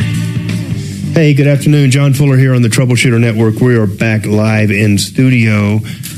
Today we have the honor of Dr. Joel Cherdak in house with Denver Regenerative Medicine, and we're talking about all things stem cells, regenerative medicine. We're going to shift gears a little bit and go into the weight loss drugs, otherwise known as GLP-1s, and that is quite the topic these days. We're learning more every day. There's new technology coming out, it seems like every day, between the injections, the pills, the once a month, the once a week, the once everything, and it seems like things are just really, really changing fast. So maybe we can start with just an update on where we are on weight loss medications and how it can fit into your and life. by the way, what a revolutionary development. If you look at the percentage of our population that's overweight or obese or both, good God, it's enough to turn your hair white. So, Joel, we were going to talk about peptides, and this is a really, really good way to kind of transition into the peptide talk, because GLP-1 is a type of peptide, right? Right. And for those like me who don't understand what a peptide actually means, what the heck is it, and why should we care about it? So what a peptide is a short sequence of amino acids. Mm-hmm. So, everybody's familiar with what a protein is. Proteins are the building blocks of muscle. Mm-hmm. And it's what steak is made of. It's what steak is made of. There's 22 essential amino acids that are out there. They exist in nature, and different combinations of those individual amino acids create either a peptide if it's less than 200 amino acids, or a protein if it's more than 200 amino acids. Mm-hmm. Now, what they've discovered recently in medical science is that these short chains of amino acids, sometimes only 3 or 4 amino acids long, act as signaling molecules in the body and mimic molecules in the body that cause your body to do different things. So, for example, the original GLP-1, which is semaglutide, what GLP stands for is glucagon-like peptide. And so what it mimics is a peptide, a short string of amino acids that's produced in your stomach when your stomach is full, that signals to your brain that you're full. So it's the stuff that my stomach already produces naturally. You're just adding more of that stuff with the GLP-1 application? Right, we're adding more of it from the outside. Oh, okay. So it basically tricks your brain into thinking that you're full before your body would otherwise tell you naturally that you're full. And a lot of people have that problem, right? I mean, I've seen people eat just an indescribable amount of food, and while they're eating, they're still feeling hungry. Is that because they have some kind of a communication issue between their brain and their stomach? It could be. It could be that their body's not producing enough GLP-1. It could be just that they've naturally over time built up more of a resistance to it by overeating. Yeah, so you're not pumping them full of chemicals when you add GLP-1 to their body. No, and that's the thing that I try to explain to patients is that these are naturally occurring amino acids put together in a certain sequence. So if you can think of amino acids, if you compare them to letters of the alphabet, you're just spelling different words. And so you're spelling a word with amino acids that's the same word that your body already uses. Totally makes sense. You're just increasing the amount of that. So that's the GLP glucagon-like peptide 1. And how do you add that to somebody? Is it it's a shot? It's done by a subcutaneous injection, so basically an insulin needle, so a really tiny needle. Yep. You can inject it either into your thigh or your abdomen, and it's only a small amount that you use. You use it typically 5 days on and 2 days off, and that's what a lot of people use. That's what your standard GLP-1 protocol is. How many different GLP-1s are there? So there's only one glucagon-like peptide 1. Okay. There's another weight loss drug that many people have heard of called tirzepatide, and that was the next generation after semaglutide. Now, what tirzepatide does is it has a GLP-1, a glucagon-like peptide in it, so it's the same as semaglutide, and then the addition of what's called GIP, and I can't remember right off the top of my head what that's an acronym for, but what that does is it affects your liver and your body's ability to tightly control blood sugar. So it acts, these were original diabetes drugs. Right. And the reason why is because obviously when you're eating less food, you're eating less sugar. Controlling the sugar. But this one, the second one, tirzepatide, also controls your blood sugar, so you're not having spiking blood sugar or massive decreases in blood sugar. It regulates it within a range, so that also affects your ability, your hunger. So those two peptides together have a greater effect on weight loss than just the GLP-1 by itself. So lately in the news, there's been stories that huge insurance companies like Cigna are no longer offering weight loss medications to their employees. Are you finding that people can use health insurance to pursue weight loss medications, or more people are going a non-insurance route and using a company like your own? Well, we don't have insurance-based products that we use in our clinic. However, I know that some people are able to get GLP-1s under their insurance, but they have to fit pretty stringent criteria and able to do so. They have to be clinically obese for their insurance carrier to cover it. And then the other thing too is that these drugs can still be incredibly expensive, the branded drugs, even with insurance. So what we sell, we work with compounding pharmacies that tailor make these drugs specifically for each individual patient at different dosages as needed, and it's significantly less than the branded drugs, even with insurance. Is it the same drug? It's the same drug. Okay. These are really simple things. They're not like complex molecules that are unique. They are just a string of amino acids, which brings me to another topic that would be interesting to you is it's questionable whether you can patent something like that because it does occur naturally, and it's just putting it, like I said, like letters of the alphabet together in a certain sequence. You're not creating a new alphabet. You're just using pre-existing things that exist in nature.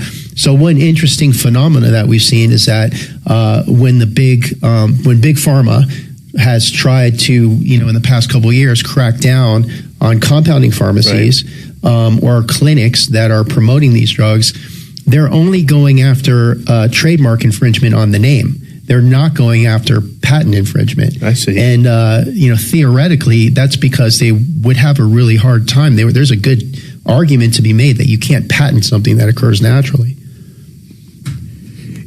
Joel, and about a year ago, your clinic ran this really great special for our listeners. I can't remember how much it was, but I think it was under $200 a month for this treatment. And Marc Mager got on that, and it worked phenomenally well for him. I think he dropped about 40 pounds. That's what he said, yeah. And I asked him how much he paid for it, and in this perspective, I said he complained about how little food he's eating. He said he would eat like a little piece of chicken once a day, and that was enough. And I said, Mark, let's do the math on how much you actually save on restaurant bills and grocery bills.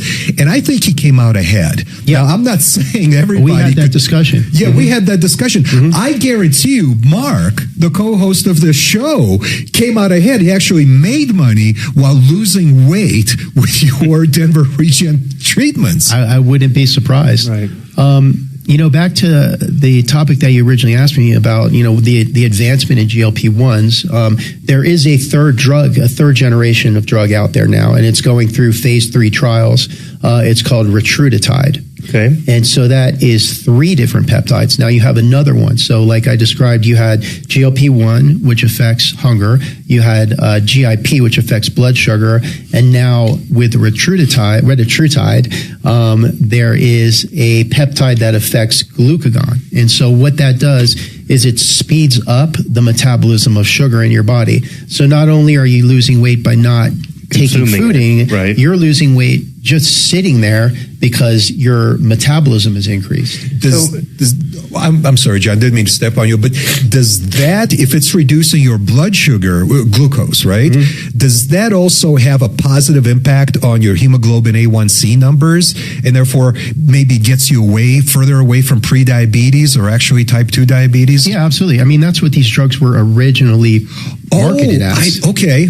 As diabetes drugs. Type 2 diabetes, right? Where your A1C is out of type control. 2 diabetes, to be specific, yeah. But if you'll remember, when Ozempic first came out, the commercials were for using this to reduce your A1C. Right. And then they said at the end of the commercial, and by the way, you may lose weight. You may lose a lot of weight. That's pretty clever. And then they kind of, got authority from the FDA to market it as a weight loss and obesity drug. Ozempic was the first one. But these are all diabetes so drugs. that's no longer an off-label use? No. Is that what you're saying? I had no idea. I thought that was kind of this off-label. They've changed. First it was Ozempic was approved for, was the only one approved for weight loss. Now they're all approved for weight loss. Oh, that's great. Yeah. So when a patient comes in and begins this program, is this monitored by a doctor? How frequently did they see a doctor to kind of monitor what's going on? Right. So, that's one thing that we do in our clinic is everybody's going to have an initial consultation with our MD to be pre-screened to make sure that there's not going to be any potential adverse side effects. It's very rare and they're very uncommon because, like I said, these are naturally occurring amino acids. So the safety profile is great. You're not looking at a very toxic substance. Right. But that being said, there are certain conditions you need to screen for. So the patient will speak with our medical doctor to get cleared for the drug, and then he'll follow up with them about 3 weeks in, and then every 6 weeks after that. Okay. But if somebody's having an issue or a problem, they can contact our patient coordinator, who can usually answer everything right away or escalate it to the medical doctor. So when you prescribe these medications, or when you contract with the patient, or however you want to describe that relationship, are you giving them individual syringes, or are you giving them a vial and they do the things themselves? So they'll get the delivery directly from the compounding pharmacy. Okay. And that will come with the vials and the syringes and instructions on how to use it. And if they have any questions, our patient coordinator will get right on the phone with them. They'll even FaceTime them to show them exactly how to do it if they're having any problems. Okay. We got to take a quick break. We'll be right back, and I've got a couple more questions on that. So right back. Hey, Dimitri, is Tom all right? What I'm going to ask you next is late last night. Sure. Sorry about that. Texted me late last night. He's recovering. He's recovering. Yes. Dosing. Some complication issues between units and CCs, but I don't know. There have been people that are like reading their instructions. I don't know. It's like administer 88 units of whatever, and then they put 88 CTs in, and that's not good. Yep. That's a lot more. MLs you're talking about. MLs, yeah, so a CC is a unit. One CC is 1 unit. Okay. 1 ML is 100 units. Okay. Yeah, and we've had patients do that before. Exactly. But now they're like showing up in the ER, and it's a bad thing when they do like 70 times. We've had a handful. We've had a handful of those. Really? Happen. Yeah. Even though we tell them, explain, you know how people are. Yeah. You're going to get those few. Yeah. That's a huge syringe. Sometimes we've had people do that, not have adverse side effects, and just tell us, hey, I ran out of medicine. It's only been a week. You're like, hey, show us how much you're injecting. It's the whole thing. It's like, oh my gosh. Who among us hasn't said, well, that's not kicking in yet, and then takes the second one, and then you go, now it's working. Yeah. Wait a minute. I've never done that. That's the first one. Don't know anything about that. I can't tell you how many times in my life I've done that. Because especially while driving. But yeah, I know, but edibles come to mind. Maybe mine was ecstasy. One of my favorites was I was heading up to some remote in the hills, and I was staying overnight in Silverthorne, and I thought, you know what? I'm far enough away. I take it now. Now I'm Floyd Hill. Come up, check in. I'm on the edge. I'll be in the room by the time this kicks in. I'll be great. Should be great. I come around, I pop it, come around the corner of some mountain. Traffic as far as the eye can see. I was like, I am going to be out of my mind in the mountains driving. I should just throw up now. Right? Oh, my. But everything worked out. Everything was fine. I'm sure. Everything was fine. I think the adrenaline just canceled the pill. Yeah, I'll bet. Your penis? Say again? Could you inject your penis? If you had ED and that was the recommended treatment, how many people you think would be able to do that? Well, I know a lot of people do that. Jesus. I personally have never. There is a treatment that isn't. Yeah. That's God. Oh, that's what we're talking about. Turn on the volume. Is that what you used, or whether you be able to do it or not? I guess if it came down to a choice between not doing it or if there's no other viable alternative, I guess maybe, I don't know. Having a great time at the show. I think if it came down to that, I would get an implant. Not a dull moment. Yeah. And just squeeze my balls and get an erection rather than shooting up. Well, is he talking about the air sac? No. The pump? Yeah, exactly. Because it's technically a third ball in there, right? Because it's a little Nike pump. Got to grab the right one, Yeah. Well, wrong one. No, you'd know almost right away. I would think, yeah. Well, hey, this is the hill I'll die on, my affinity for Rocky Mountain Men's Clinic. That goddamn thing. Oh, my gosh. It's weird having to put a needle in there. And that's another thing about the drugs like I did in the 80s. Well, I'm never going to inject drugs. That's gross. Now I'm sticking needles in my dick. Well, you know what I mean. Sorry, I misspoke. It sounds like Shannon is a partakes in that program there, Yeah, well, because it's called Trimix is what they call the drug, because it is 3 drugs and that, boy, just launch. But and then I got insulin, and I got and the crap I'm Avastin that I get a doctor to shoot into my eyeballs every other month. I got plenty of needles going into me now. So kids, if you're thinking about not doing intravenous drugs as a youth, just wait. When you get the discount at the Golden Corral, bam, needles. You've got Costco on the monthly delivery plan for your needles and stuff, or?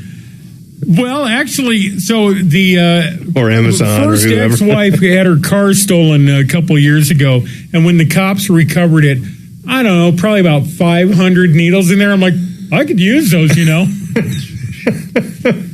cops are. I wonder if those have a street value. I don't know where those came from. No idea at all. Well, there was a shop vac and a kick-ass BB gun that they let us keep. Wow. Yeah. And some AK rounds. Nice. That's awesome. Ammunition that I ended up giving to Willie B. I hope that's okay. I shouldn't say that. Absolutely. He's a pretty cool guy. I got an AK, Shannon. Okay. All right. I'll give you that. You don't know if he did just a slight amount too much or not quite enough, Yeah, it's a fine line. You got to nail it with some things. Right. It's got to be right down the middle, Well, it's not like back when we used to do our initials in Coke, right? Oh, good Lord. Wouldn't know anything about that. Can't do the whole name. Didn't have that much money. John, do you have a special going to court pen? Like a good luck? I have a pen. I didn't bring it with me today. Tactical that I've pen? had for years and years. Oh, here we go. So.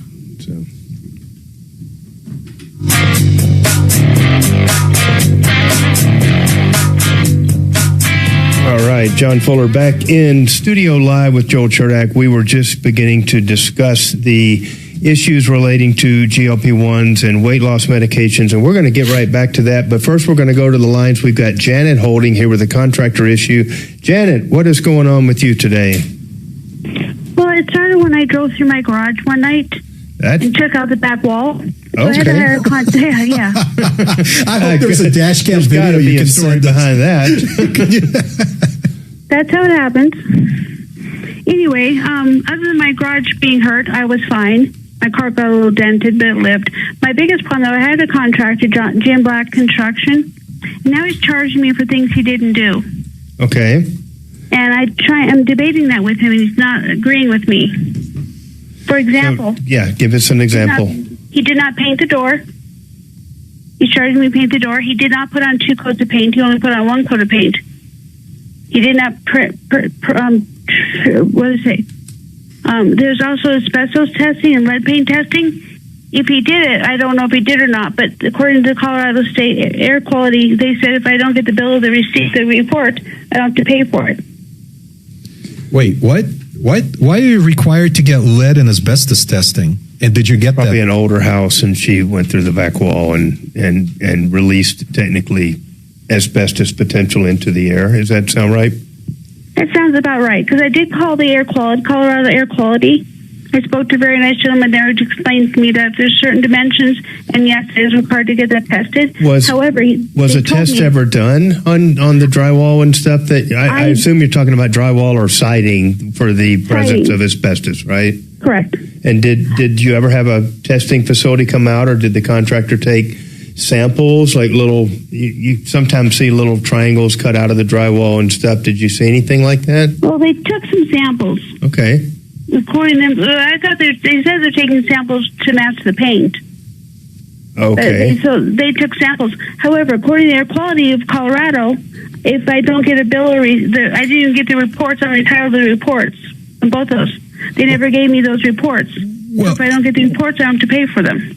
Okay. So are you saying that Jim Black Construction billed you for these asbestos tests, but you didn't get copies of the reports? Correct. And lead paint. Okay. Did you talk to Jim Black and say, hey, can I get copies of these reports? I've asked numerous times. What did he say? What did he say? He never responded to me. And then one lady at the building department, when I spoke to her, she's like, that was just kind of part of the bill. Like, where's the reports?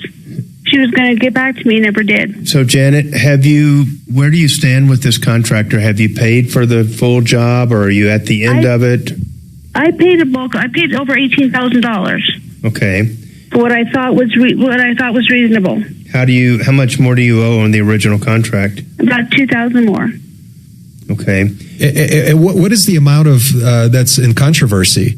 In other words, you feel like 18 grand should pay for everything you got, right? But I assume Jim Black Construction feels you owe them some more. So what is the amount in controversy, and why do they feel justified in trying to collect it from you? Well, I don't know how to answer why they feel justified on the fact that this is what we built you for. Okay. And I'm not going to pay for it. Like I said, it says painting the trim of the door. They didn't paint the door is not painted at all. They painted the trim of the door, but they didn't paint the door. Did this contractor pull a permit? Yes, he did. Did they close the permit? Has a final inspection taken place? Oh, yes. So that's all closed out. You've got the CO. Everything is good on your garage. Correct. That part's good. All right. So let us do this. Janet, I'm going to ask you to hang on just a second. Here's what I'd like to do. I'm going to have Doc reach out and see if we can't get to the bottom of this. So hang tight.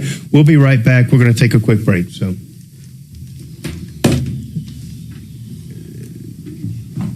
yeah, I don't know. That should be an easy phone call, but yeah, sounds like it's only a couple of $1,000. Right. They should just be glad to get rid of her for $2,000. Yeah, we'll just paint the door and get you $2,000. Or just say, hey, we'll take the 18. You go paint the door yourself. Right. But who the hell would want to get asbestos and lead paint testing on their house? Well, sometimes you have to. If you're daylighting that shit and you've got a contractor, they're going to make. He's going to track her down. Okay. Home. If it's an older home, Dimitri, you're going to have to if you're daylighting all that shit. What does daylighting mean? Breaking it open. She drove her fucking car through it.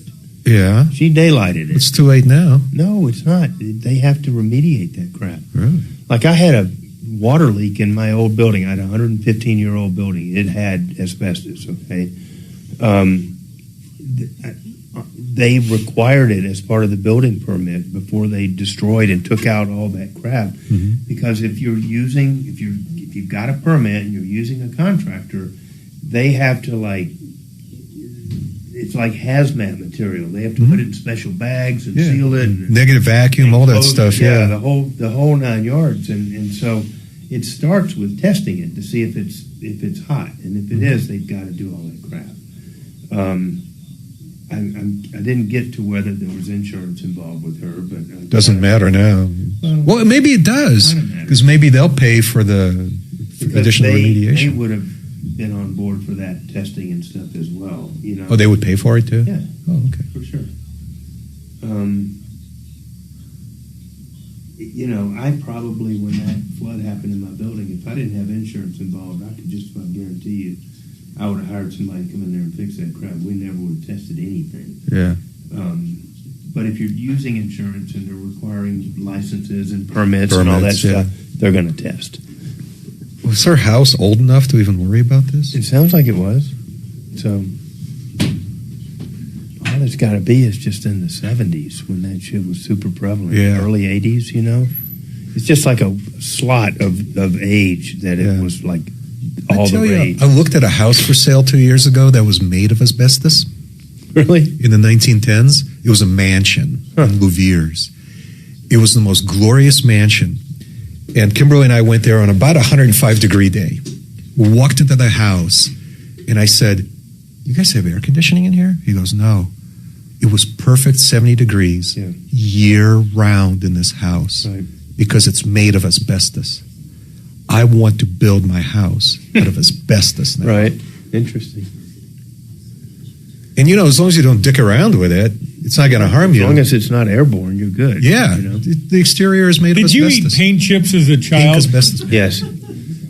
I had like Fruit Loops and that kind of stuff with paint chips on top. Yep. With extra paint chips. Right. Because, if a little's good, a lot's great, It was gummy, kind of. When I was little, I used to chew roofing tar like gum. There's no doubt. I'm not kidding you. I ate a lot of paper as a kid, so people do. We're not talking about your acid consumption anymore. There was that. Oh, wow. We'd always say, I'm sure this is from Owsley. Yeah, like we're somehow connected to the Grateful Dead suddenly. Remember that guy? Right. Owsley? Sure. It's got Daffy Duck on it. Shut up. It's not Owsley.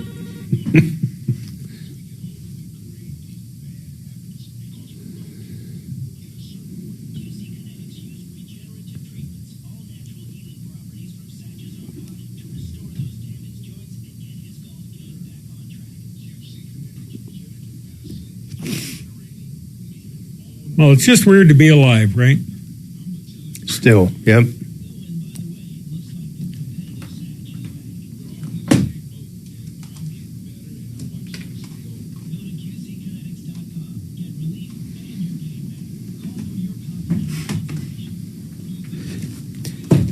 They started asking a little over $1 million for this mansion.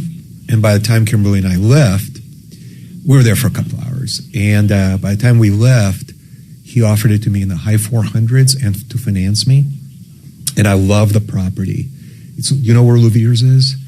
And I checked into what it would cost to rebuild it because it needed new everything.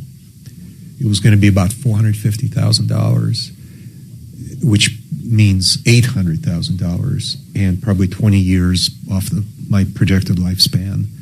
So I had to walk away from that deal. Right.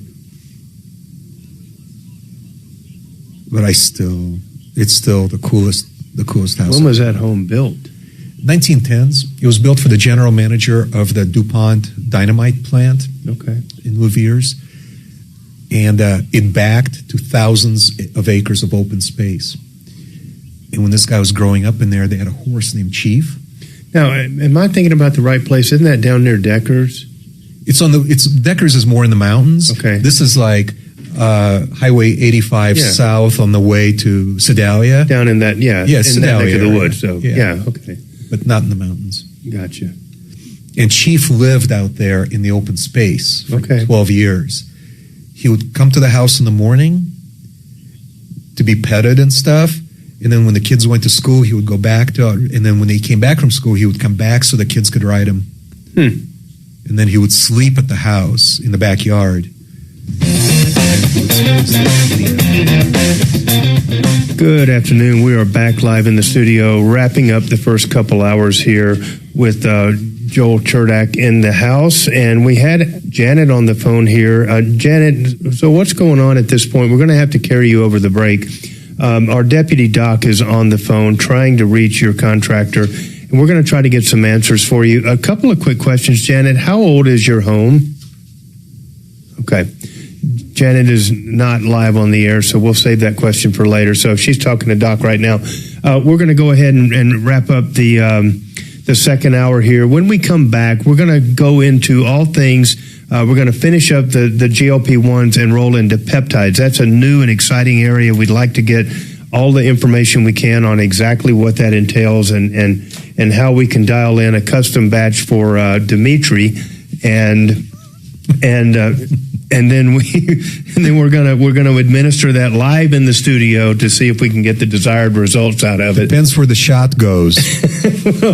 Well, we already know where Shannon wants to administer the shot, but we'll leave that to the learned discretion of the doctor in the house here. But also, John, if I hear the word suppository in that conversation, I'm actually leaving, and you got the show to yourself. Oh Lord, here we go. So, and then we're going to talk more about just kind of the future of restorative and regenerative medicine and what to look forward to, because I really think that we're in a transformational period where things that are considered alternative treatments and may not be covered by insurance are really going to become mainstream, because the efficacy of those treatments is being recognized in places that they don't have any choice. And that's where I can talk about from my experience as an injury attorney, where we have patients that seek out these treatments, and then we turn around and definitely have an insurance company that gets asked to pay for them, and they do.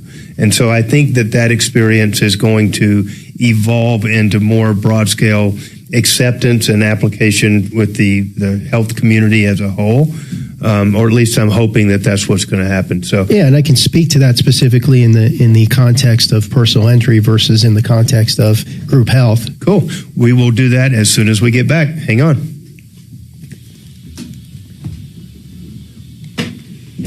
All right.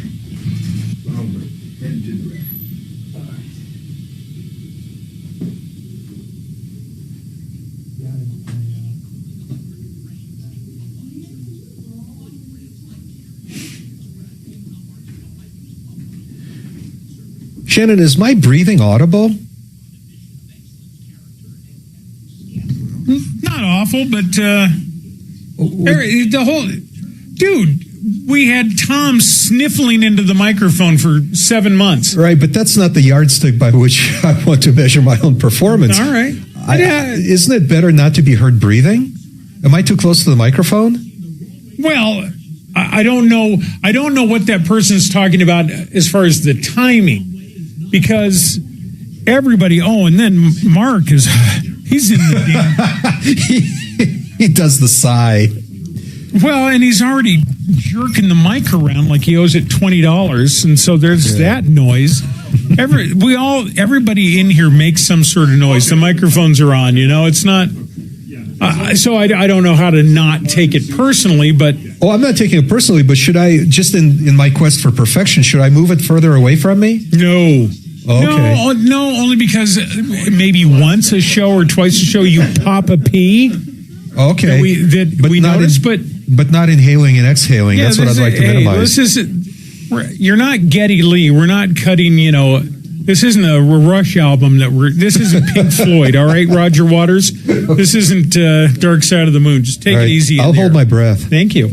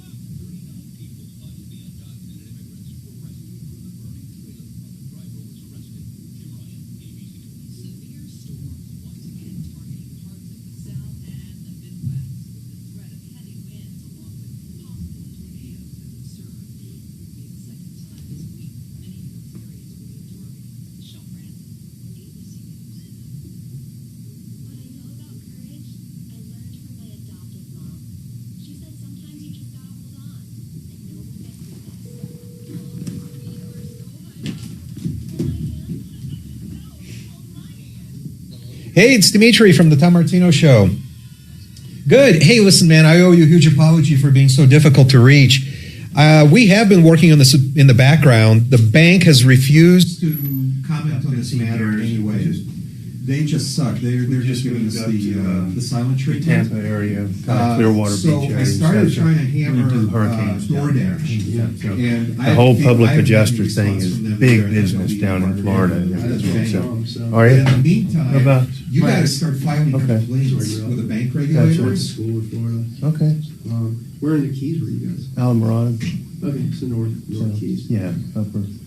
Yeah, when I was in high school, The upper lower keys, the upper middle, central, whatever the hell. Just, CFPB. Yeah, listen, there's it also got banks are kind of licensed. crazy busy down there. I'm not it's sure just what stupid authority developed licenses and banks, Miami is but it such should be a. easy to find.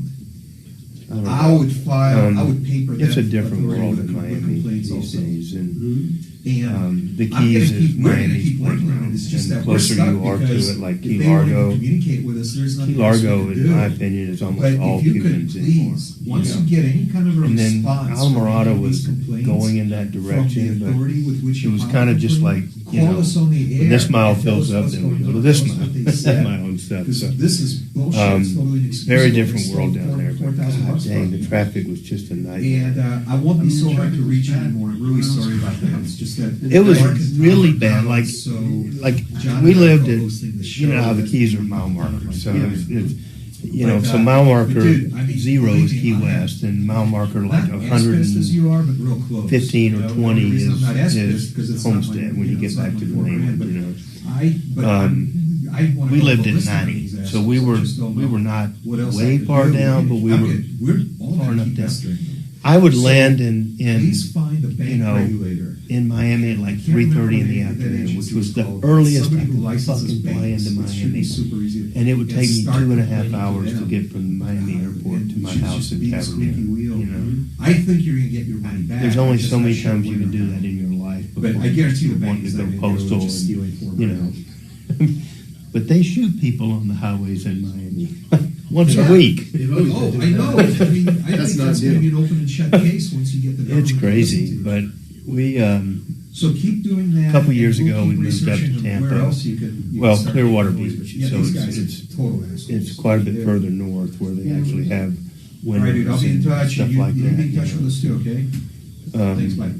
I don't know. Florida's mighty full these days, you know, and where we are right now is a lot like areas of Colorado where it used to be farmland and it used to be massive cattle ranches. You know, people don't think of Florida as cattle country, but it's huge cattle country until they need to build like 10,000 homes, and then they just do it like they do here. I think still up like the Highway 27 corridor is probably still not completely developed, but Is that between like North Lauderdale over to the goes West up the Coast, middle. kind of up through like Lake Kissimmee and stuff? And yeah, it goes up the middle. It goes like around Yeah. Lake Okeechobee, Yes. and then up to Orlando. Yes, that is still country. Yeah.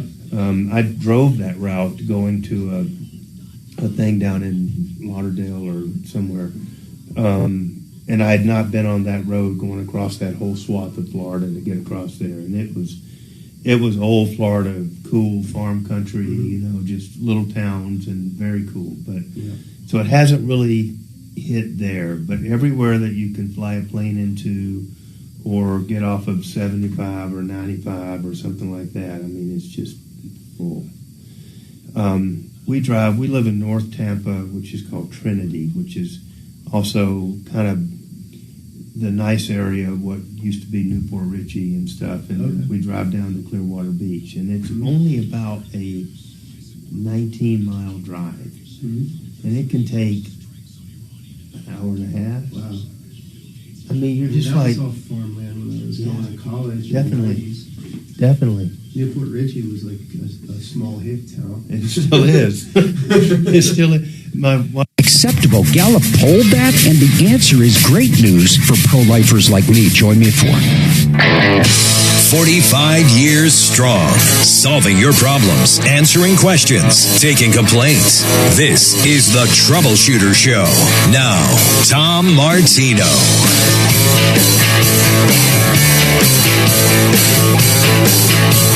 Good afternoon. We are back for the third hour of the Tom Martino Troubleshooter Show.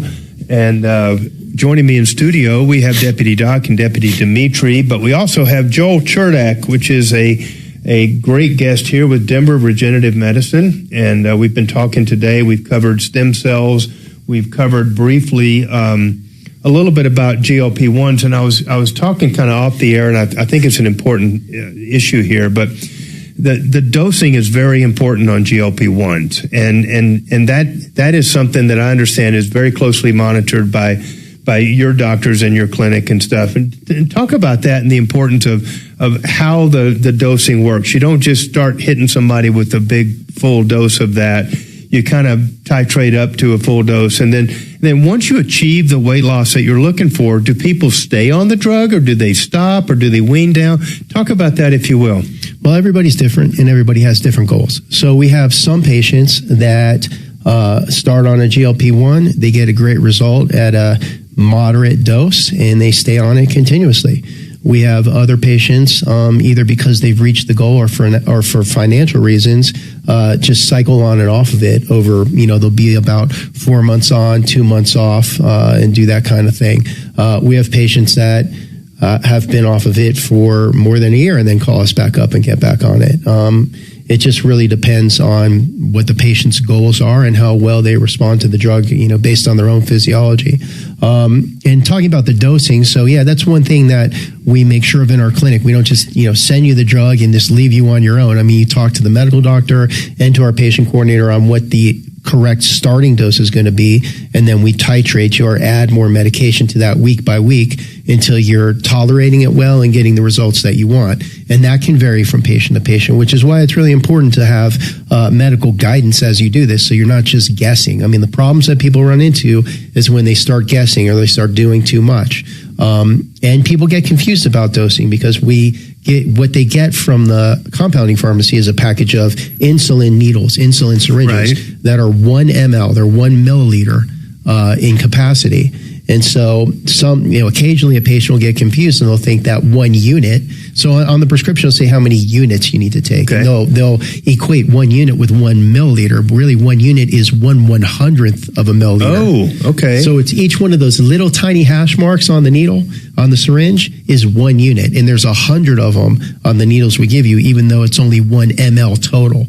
So that's something that we're getting. So dosing is denominated in units. Correct. And a typical dose might be anywhere from 5 to 30 or 40 or 50 units, or 10 would be typically. But it would never be 100. No, you wouldn't start with 100 units of anything. Okay. And that goes for all of the peptides that we prescribe. Okay.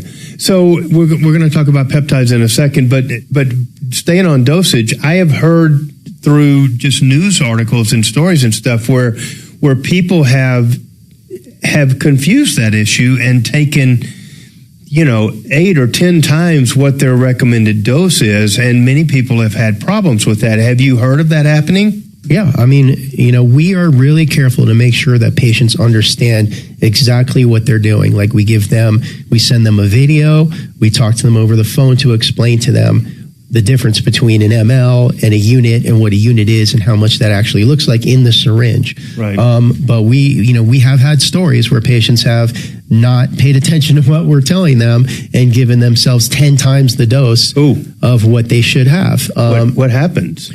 Some people wind up with severe nausea, severe diarrhea, those types of things. Every once in a while, somebody will need to go to the ER for support. We haven't had any cases where people have had to been hospitalized from it, right. But certainly it's not a comfortable thing to have to go through. No doubt. And you've wasted all that medication on top of that. I was just going to say, and you mentioned earlier that you kind of keep track of what people have been sent and when the expected date of the refill. That refill is going to take place. And if they're calling up 2 weeks early, something's going on with the dosing, right? Right.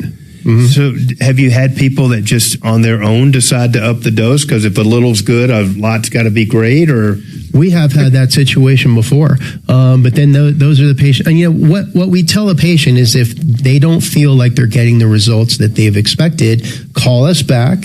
We'll formally increase the dose with our medical doctor. We'll talk about it. We'll talk about it. We'll formally increase the dose. We'll increase the frequency in which they're getting refills, if that's appropriate, or we'll move them to another medication if the dose is so high that they need. So, for example, on semaglutide, some people plateau out on that, and at that dosage, at that cost, it's actually more cost efficient to be on the next drug, the tirzepatide. Okay.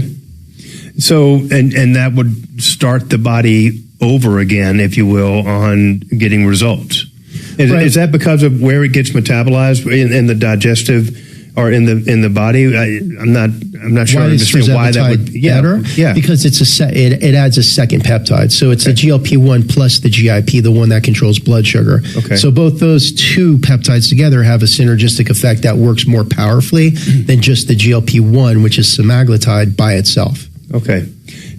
Talk to the audience about muscle loss. Like when you're losing weight rapidly, isn't it true that it's hard to just lose fat, right? Is that not one of the challenges that you faced from a medical perspective? So fat's going to come off first, but when you're losing mass, you by definition are going to lose some muscle. Okay. So we always talk to patients about increasing their protein intake because they're going to eat less food, right, just as a function of the drug itself, or the peptide, if you will, itself.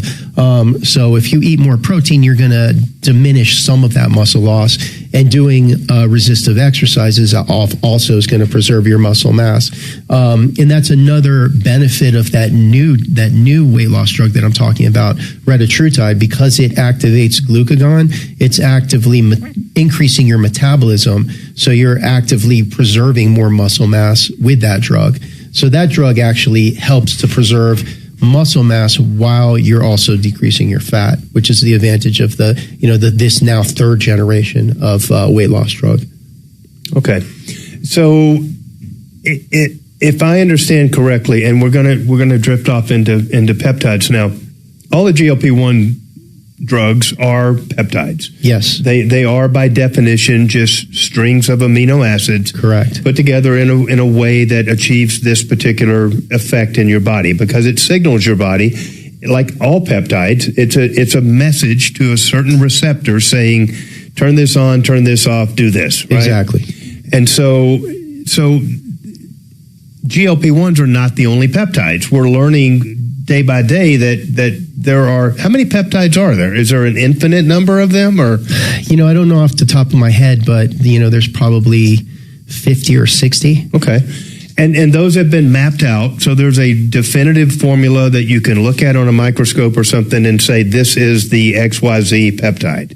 Right. So what medical research is showing is that the peptides act as signaling molecules to cells, to either turn them on to produce a certain function or turn them off. And the best example of that would be the growth hormone stimulating peptides, a whole class of peptides. There's about 4 or 5 of them. Some of the names: ipamorelin, semorelin, tesamorelin. And are those brands of drugs, or these are just names given to these peptides? Correct. That any.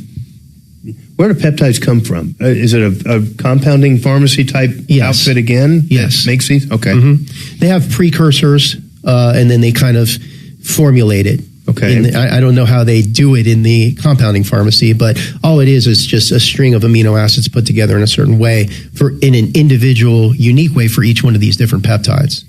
So if you get XYZ peptide, and it comes from this compounding pharmacy, is it going to be identical to the same XYZ peptide that's made in a different facility? It should be, yes. Okay. Are there standards that dictate those kind of things? Yes. So a compounding pharmacy, the only difference between a regular pharmacy and a compounding pharmacy is that you're like Walgreens or your CVS, they're under the FDA regulations. They're monitored federally. Compounding pharmacies are under state regulations, so they're monitored by state authorities, and those rules differ from state to state. So certain compounding pharmacies can only deliver medications to certain states that they fit that state's criteria. So that's really the kind of nuance between a compounding pharmacy. The biggest advantage of a compounding pharmacy is they can make certain drugs at certain dosages that are unique, that you wouldn't find in the branded medication. But it's the same medication chemically, Yes. as what you would receive at a traditional pharmacy. So Just in a Ozempic, for different example, dose or so Ozempic, for example, is semaglutide, okay. the same peptide that you can get from a compounding pharmacy. But isn't there a different salt or some kind of salt base that makes that slightly different than the Ozempic branded semaglutide? I've heard different things about how the base product is produced, but I don't know that there's really much of a difference between those two things. Okay. So what you're saying is, from a consumer protection or consumer perspective, you hear the term biosimilar or bioidentical or something like that. Whether it comes from a pharmacy or from your compounding pharmacy, it's one and the same. Is that right? I think the best way, the closest analogy would be a branded drug versus the generic version of that branded drug. Okay. So they're the same compound. But the branded drug versus the generic drug is chemically identical in all respects, isn't it? Yes. And are the compounded GLP-1s chemically identical to the branded varieties? Yes. Okay. So there's really no advantage going with one over the other. They're one and the same. Is that right? Right. I mean, the only difference would be Ozempic comes with its own injector pen, whereas, our semaglutide from a compounding pharmacy, you've got to use your own syringe and pull it out of a vial. The good old. It's not pre-filled. Syringe. Yeah. Okay. Well, that's you're paying for that injector as well, right? Right. And a lot of compounding pharmacies will, if you pay extra money, put it in an injector like that. I'm sure they will. Yeah. But typically, most people are fine with just filling a syringe themselves and injecting themselves. All right. We're going to go to a break right now. When we come back, we're going to go head first into peptides, and we'll go from there. Right. Hang tight.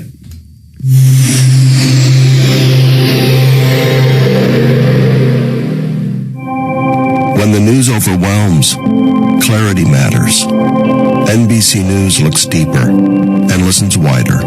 Clear reporting, free from opinion. NBC News, reporting for America. Hey, Steve, with Euro Plumbing, I've got to ask you something, man. I just looked up the Google reviews for EuroPlumbingColorado.com. They're unbelievable. How do you guys get pretty much all 5 stars? What's the whole secret? Every customer we deal with, we treat like a neighbor, we treat like family. So we do that with our pricing, we do that with our service, we do that with our follow-up. We want to make sure everyone is treated equally and fairly. You can do that and still make a profit. I have never seen, I'm not kidding either, guy, man. I have never seen so many 5-star reviews. You guys run such a tight ship over there. When you think about some of your specials, and they're really not even specials. You guys sell a water heater installed with new gas flex lines and the new water lines and the installation in the hallway and everything for less than $1,500. The nearest competitor is probably $3,900 to $4,900 for the exact same thing. That's amazing to me. You guys do that at such a price. Yeah, well, you have volume and you have commitment to taking care of the client, and you also have lean, family-owned and operated structure. We don't have big call centers. We don't have big budgets. We just have all these things that are straight to the consumer, and it works. It works for us. It works for you. It works for everybody. You know what I love is that new website you guys launched, denverrepipe.com. And what is so cool about it, if you're looking at that PEX product you guys install across the state and other states, you can get an estimate online. So if you're like a property manager or maybe an insurance guy or a realtor trying to help out your clients figure out how much a repipe would be, they can do it right there, correct? Exactly. And you get the price without having to talk to anybody. Literally, you just enter all of your information, the fixtures, whatever it asks, and then the next page and an email comes with the price, not the exact based on your specifications. No gimmicks, no games. I love it. And I'll tell you what, folks, really, if you're a property manager or just a consumer and you want to get a price on repipe or a water heater, denverrepipe.com, you're going to absolutely love them. You can also find them on our referral list at referrallist.com. But go check it out right now, denverrepipe.com. Done right kitchens, baths, counters and floors, finished basements, windows and doors. Our 8% schedule. How is your blood work and stuff these days? Fantastic. Is it? I get a 4-page blood report about every year to a year and a half. Yeah. And it was great. My A1C 6 years ago was knocking on the door of prediabetes. It's 5.0 right now, which is admirable. That's good. I had to get all new pants and all new shirts, which is a good problem to have. I've never had so much energy in my life. Yeah. It's you're just burning fatty acids to function. You're not burning carbs.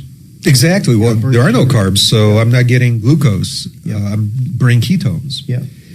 For my brain, it's been the best thing ever because the brain runs better on ketones than it does on glucose, based on my experience and my research, my civilian grade research. So, yeah, that's why I don't eat the chips. I'll eat some peanuts once in a while because their net carbs are very low. Yeah. But in a day, I consume less than 10 grams of net carbs. Do you eat vegetables at all? Yeah, I lost all taste for all vegetables except for carrots and cucumbers. Mm-hmm. And once in a while, I make fried cabbage, which I love making fried cabbage. So and you that's get some carbs. Less than 10 grams a day. Yeah. Net, right? So net. So I can eat half a head of cabbage in one sitting and still be well below my 10 grams of net carbs. So, but those are the only carbs I consume. I just lost all the craving for bread and potatoes and spaghetti, which I used to love. I used to eat so much bread, potatoes, spaghetti, and rice. I lost all those cravings, and that must have been an unacknowledged sugar addiction, which I broke after, a few years of being in keto. Because there is no reason for me to crave potatoes, right? There is no essential carbohydrate. So it must have been a sugar addiction. I can't think of any other reason, but I crave meat sticks, wings. I cook buffalo wings almost every day. I drink olive oil from a shot glass. I take that half-full carton of heavy cream, and I put a couple of teaspoons of Swerve in it. What's that? It's a carbohydrate-free sweetener. It's extracted from monk fruit. Okay. And then I pour some Irish whiskey or some rye in there. Shake it up until it just begins to get thick. And it's the most delicious cocktail I've ever had. And sometimes I'll pour a little bit of that essence of orange in there. The orange, not the tincture of orange, but it's an extract of orange skin. It's orange oil. It's orange extract. So that concoction with orange extract in it is just the best cocktail I've ever had. Plus, I get to drink almost a pint of heavy cream. Man, I'm telling you, keto's been the best thing I've ever found. That's great. That and testosterone, of course. But that goes without saying. You take that as well? I get pellets. My friend injects those into me every 6 months or so. This hour from the Trajan Wealth K-House Studios. Trajan Wealth, your trusted local fiduciary advisors. TrajanWealth.com.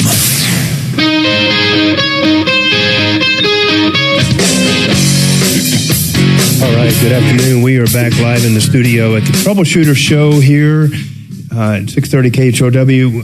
John Fuller here. I'm a personal injury attorney, and I've been handling injury cases now for going on 25 years. And as most of you know, that process involves representing people that have been injured in accidents.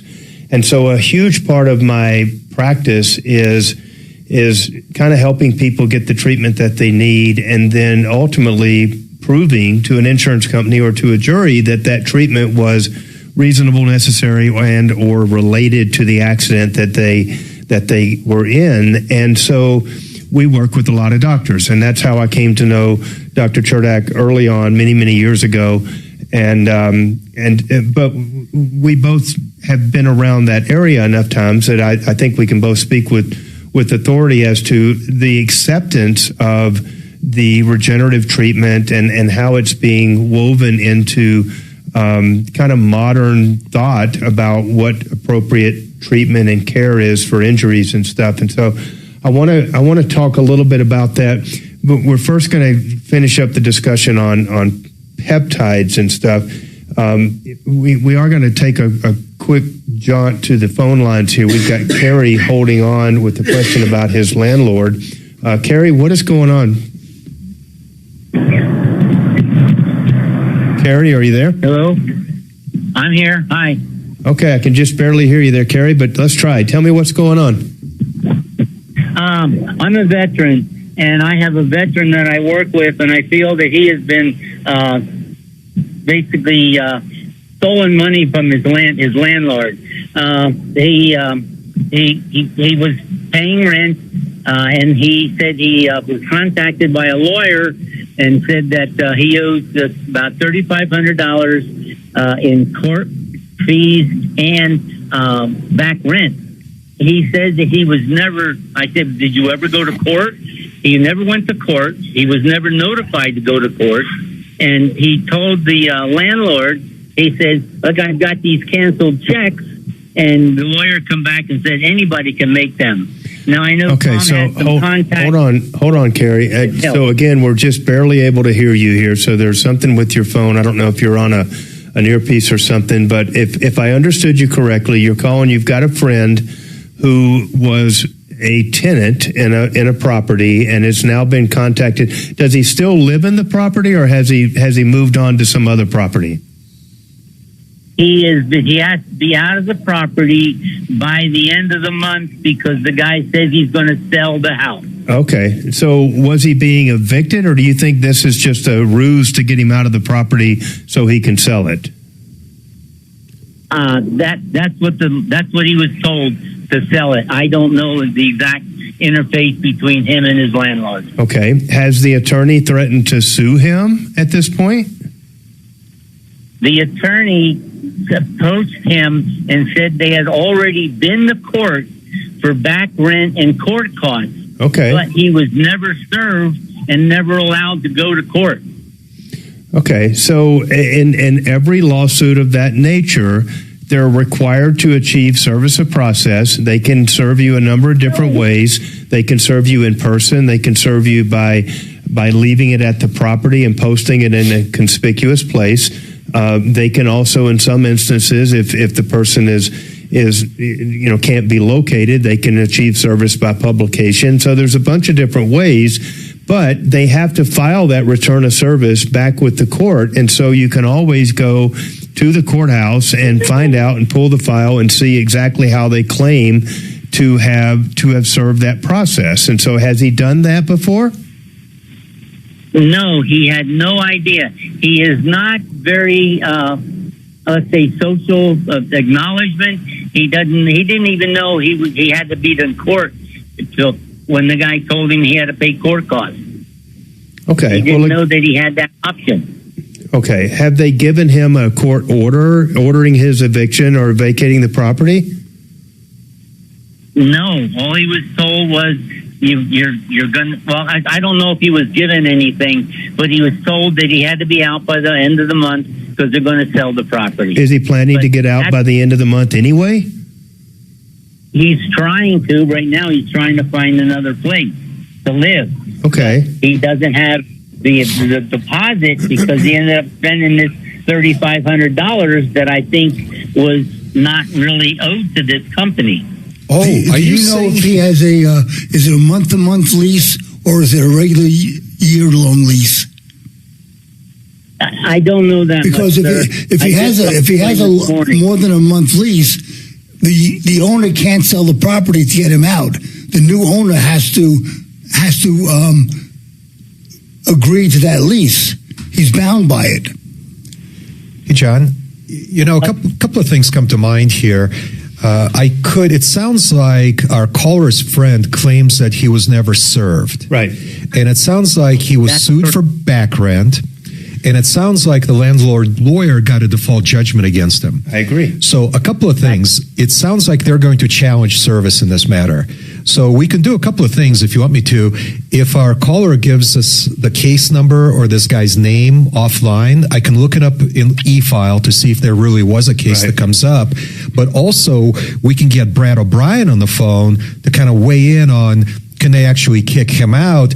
And also, can they collect this judgment of which he apparently wasn't aware of? Yeah, I think that's a good plan. And the reason I was asking whether he actually got a piece of paper showing an order to vacate or anything was so that there would be a case number on it, and we could pull that up. I'll log into my e-file account right now. Yeah, so caller, we're going to put you online or put you on hold here for just a second. We're going to deploy some resources here. We're going to get our real estate expert on the line. We're going to try to pull up this case and see if we can find out more information. So hang tight. We'll be back with you here in just a few moments, okay?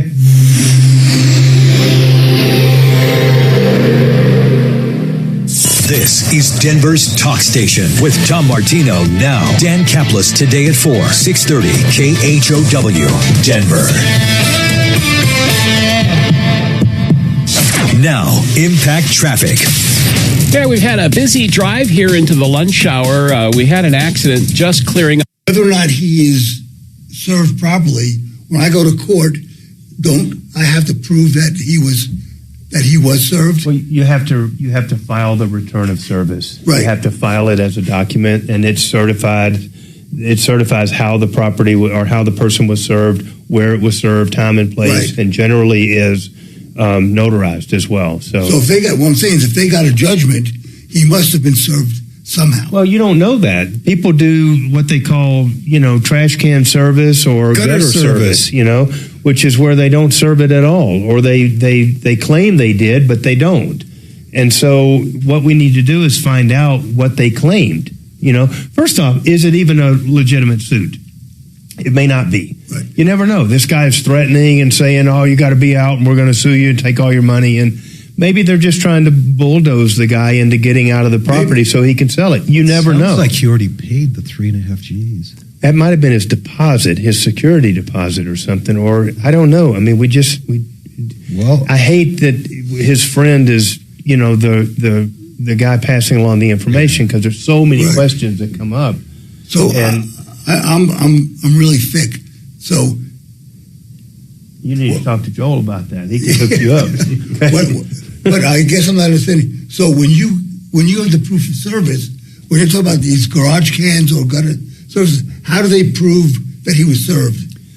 Well, it's a totality of the circumstance kind of thing there. I mean, you don't know what they claimed until you look it up. Right. But once you do look it up, maybe they claim that they served it, to the guy in person, and he's got certified travel documents that he was out of town that day. He can prove I wasn't in town. I've got tickets. Here I was out of town, or I was in the hospital.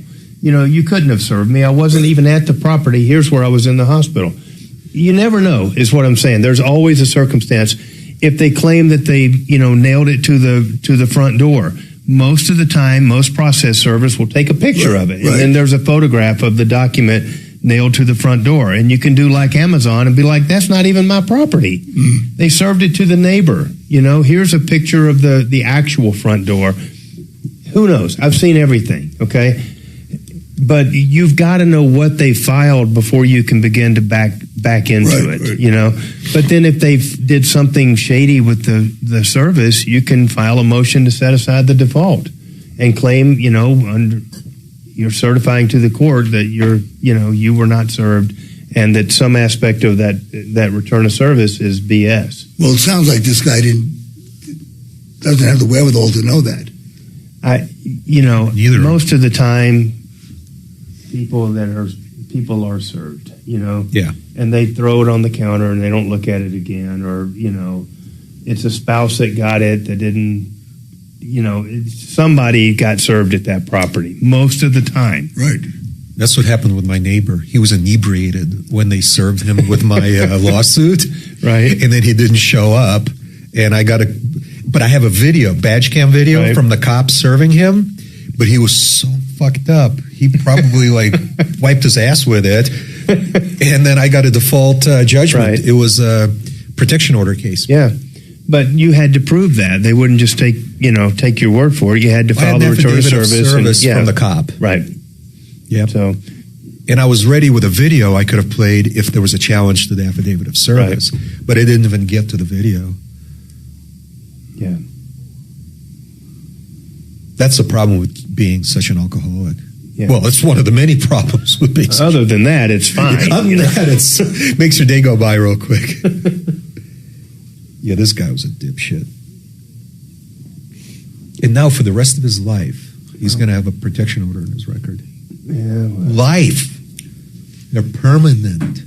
We should find out why his friend didn't call or how to get in Sounds like touch with his friend is emotionally fucked up because he said he's socially challenged or something like that. Or socially not altogether there. But I told you, John, I think I've told, when I used to get calls from patients' husbands, yeah. And I said, well, my wife is having some bleep. And he'll say, hey, honey. And I'll say, well, how heavy is it? Hey, honey, how heavy is it? So she's standing right there. Right. But instead of letting me talk to my patient. Right. I get calls you like go that, to Yeah, my wife got in an accident, and it's, right. Is she okay? Well, yeah, she's fine. She's right here. Is she right there? Put her on the phone. She'll call you after her gets back from her mountain biking Gets practice. through cooking dinner, She'll be back from the gym in a minute. Right. I'll have her call you. Oh, Lord. Joe, are you leaving? No, I was just moving my briefcase from over there to over here. Tired of having dried up wet spot on that. Tired of having to keep an eye out on it over there. I don't know what the hell. You Gross. I better look at this seat.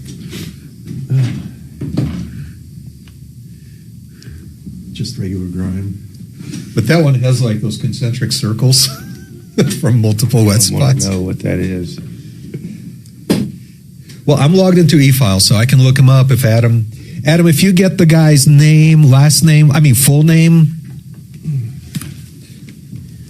if you get the the defendant's full name.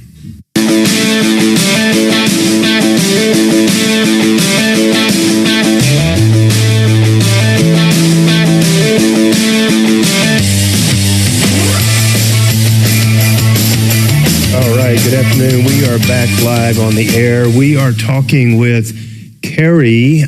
Carrie is calling about a friend of his who is a tenant in a property and has got some issues going on with the landlord. Apparently, his friend has been informed that he was the subject of a lawsuit seeking his eviction from the property, and that a default judgment was ordered, ordering him to vacate the property by the end of the month. And Carrie's friend says, I never got served.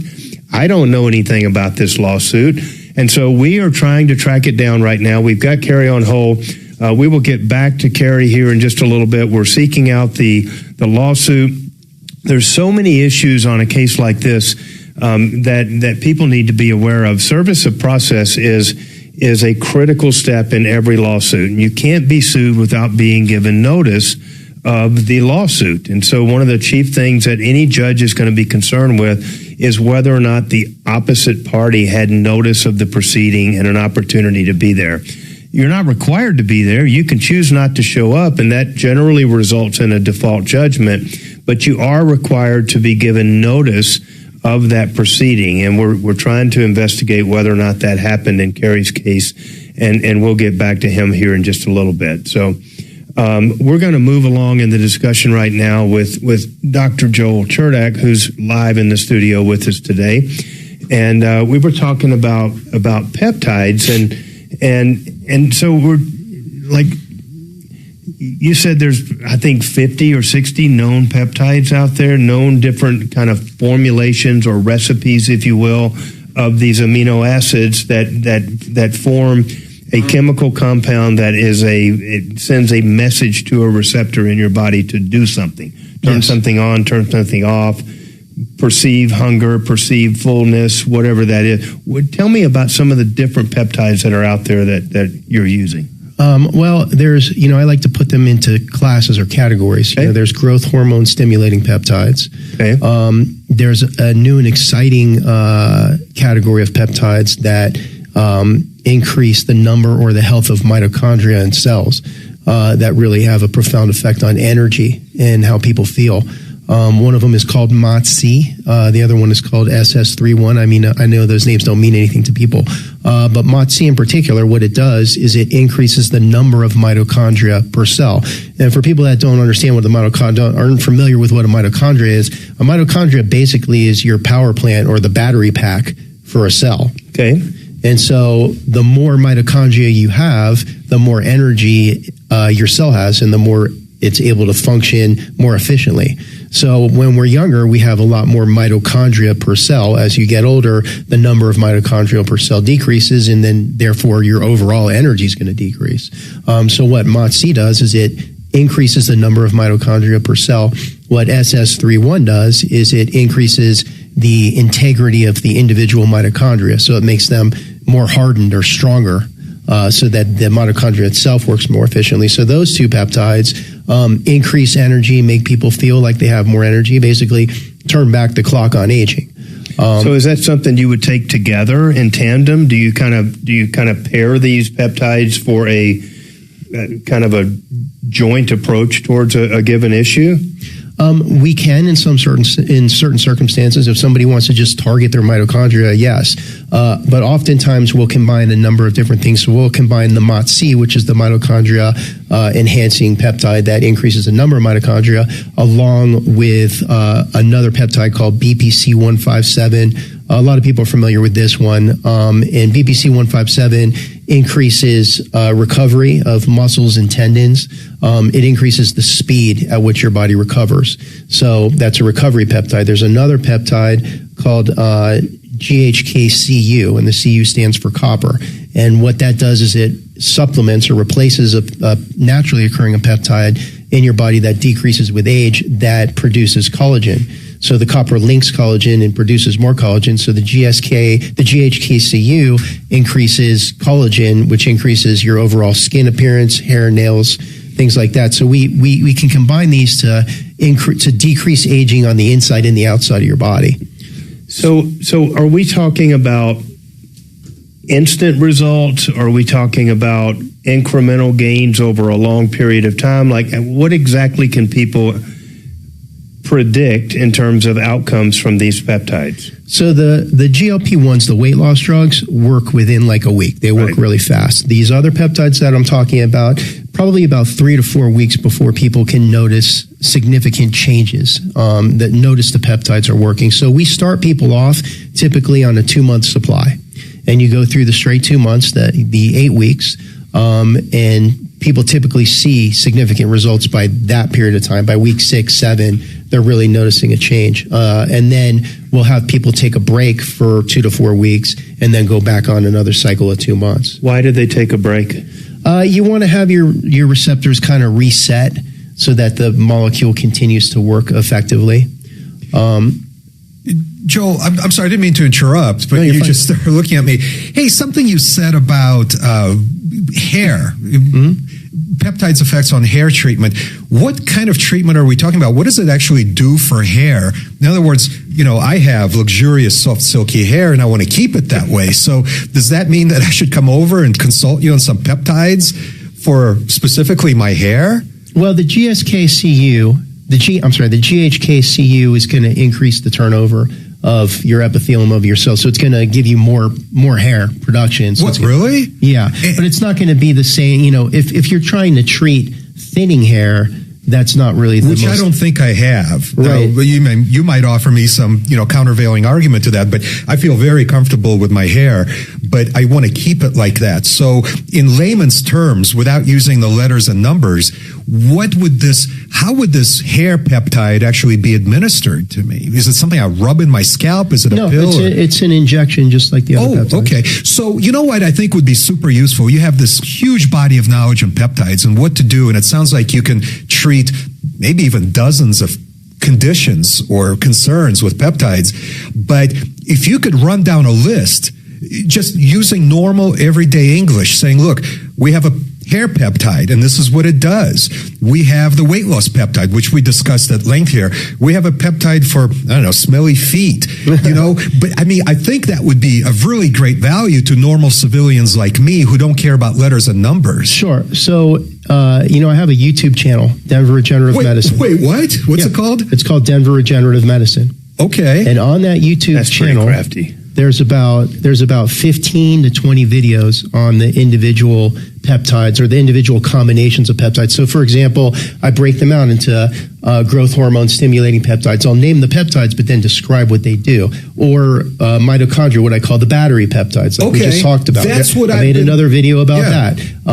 Joel, I had no idea. I looked up your listing on the referral list. Are there links to these videos on the referral list? I don't know if they are. There is a section, start uploading the links to the referral list. I would have done it in preparation for this meeting had I known you had videos. I didn't know you could do that. Oh yeah, I'll send you some information. Okay. Joe, let's talk about boners. Is there, we did talk in the context of sexual health. So we've all heard, about the blue pill that you take, right? Is there a peptide or something similar to that? Because don't get me wrong, I don't need it. But for the people who might be talking about things that are soft and luxurious, we're going to take another break here right now. So.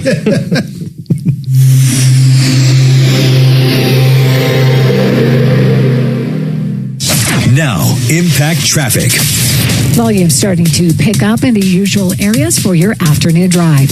That accident on northbound I-25 at Broadway has cleared, but we're still seeing slow traffic from I-225. There is a crash on Bellevue and DTC Parkway and an accident at County Line and Piney Lake Road in Douglas County. We're seeing slowing in both directions heading into downtown on I-25. With traffic, I'm Vida Urbonis. This report is sponsored by Blindster.com. Hi, I'm Kyle from Blindster. Thousands of homeowners have trusted us for their blinds that are easy to order, affordable, and guaranteed to fit. You measure at home, install yourself, and enjoy blinds made exactly for your windows. Blindster.com. Do you know what I don't like? Product pushers. Selling one brand, telling me I don't have a choice. I'm consumer advocate Tom Martino. And that won't happen to you at Gravina's Windows and Siding. 950 West Evans. 50 lines of windows, multi-brands of siding and doors. More than 100,000 completed jobs. On my referral list, more than 20 years on 950 West Evans, 303-GRAVINA. 303-GRAVINA or gravinas.com. Are you sick and tired of that ugly stained garage floor? My friends at Garage Guru have you covered. Right now, get a professional 2-car garage floor coating for under $3,000 or a 3-car for under $4,000. And that includes the walls up to 24 inches. Durable polyaspartic coating that resists oil stains, tire marks, and chemicals while looking showroom sharp and super easy to clean, all backed by a 25-year warranty. Check out GarageGuruDenver.com. GarageGuruDenver.com. I turned off news altogether. I hate to say it, but I don't trust much of anything. It's the rage bait. It feels like it's trying to divide people. If we got clear facts, maybe we can calm down a little. NBC News brings you clear reporting. Let's meet at the facts. Let's move forward from there. NBC News, reporting for America. Man, I am happy to tell you about the only realtor that made the cut for Team Dave Logan, and that is Troy Hansford. I recommend Troy because he's the only agent that will guarantee to sell your home at your price, or he'll write you a check for $5,000. And the good news, he puts that in writing. He can make that guarantee because he spends tens of thousands of dollars generating demand. And right now, he has hundreds of approved home buyers ready to buy. He just doesn't have enough houses. So if you have a house, Troy might have that perfect buyer for you right now. Give him a call, 720-900-4433. Let me give you a story. Just last week, Troy listed a house that was on the market for almost a month. You know what? Troy sold it for full price in less than a week. And if for any reason you need to sell right away, Troy will buy your house for all cash, and it can close in as little as 7 days. Call Troy and get your home sold for the most money. 720-900-4433. Again, that's 720-900-4433. Troy Hansford with RE/MAX Professionals, a Colorado licensed broker. Some restrictions apply. Purple wave Wave Auction Box. Hey there, folks. If you're buying or selling equipment, ride the wave. Ride the wave. Purple Wave Auction makes it easy to sell. Easy to buy. Construction, ag, fleet, and government equipment. All no reserve. All online. All online. Cruise on over to purplewave.com and get in the groove today. Purplewave.com. What makes a law firm right for you? If you're injured, it should be someone with the experience and track record to prove he's intent on making you whole. I'm consumer advocate Tom Martino recommending John Fuller. I've seen him in action. He'll listen, he'll give advice, but mostly he'll fight for what you have coming. And he can get started right away. Call now for help. No appointment necessary. 303-597-4500. 597-4500. Call Fuller.com. This year, America turns 250 and Colorado turns 150. That kind of longevity comes from people who build things to last, like Wasson Watch Co., founded by a small team who couldn't find the field watch they wanted, so they built it themselves, by hand, in small batches, with purpose. Now, for a limited time, Wasson field watches are $300 off. Discover Wasson Watch Co., made for the long haul. Explore the collection at wassonwatch.com. WASSON watch.com. Joy is essential and it's also elusive. But now there's a new and exciting way to start your journey toward a more joyful existence. Joy 101. It's a new podcast hosted by me, Hoda Kotb. If you're craving inspiration to maximize your joy, tune into these candid, uplifting, and moving on-air chats. Open your free iHeartRadio app, search Joy 101, and listen now. Joy 101 with Hoda Kotb is presented by CVS. iHeartRadio FIFA World Cup Update. The World Cup is getting underway today. U.S. head coach Mauricio Pochettino said the team could feel the fans' energy in the building when they played the warm-up matches last week. You can feel the fans, how exciting they are. The U.S. will begin group play against Paraguay tomorrow. Today, Mexico will take on South Africa, while later tonight, South Korea faces Czechia. For live Fox coverage, search World Cup now on the free iHeartRadio app. Afternoons 4 to 6. Howdy, Dan. Dan Kaplis. Thanks for taking the call. Sure. Ryan Schuling live. That producer here, Ryan Schuling, he does a great show. Morning 6 to 10. I got to tell you guys, I love you both. This is Denver's talk station, 630 KHOW.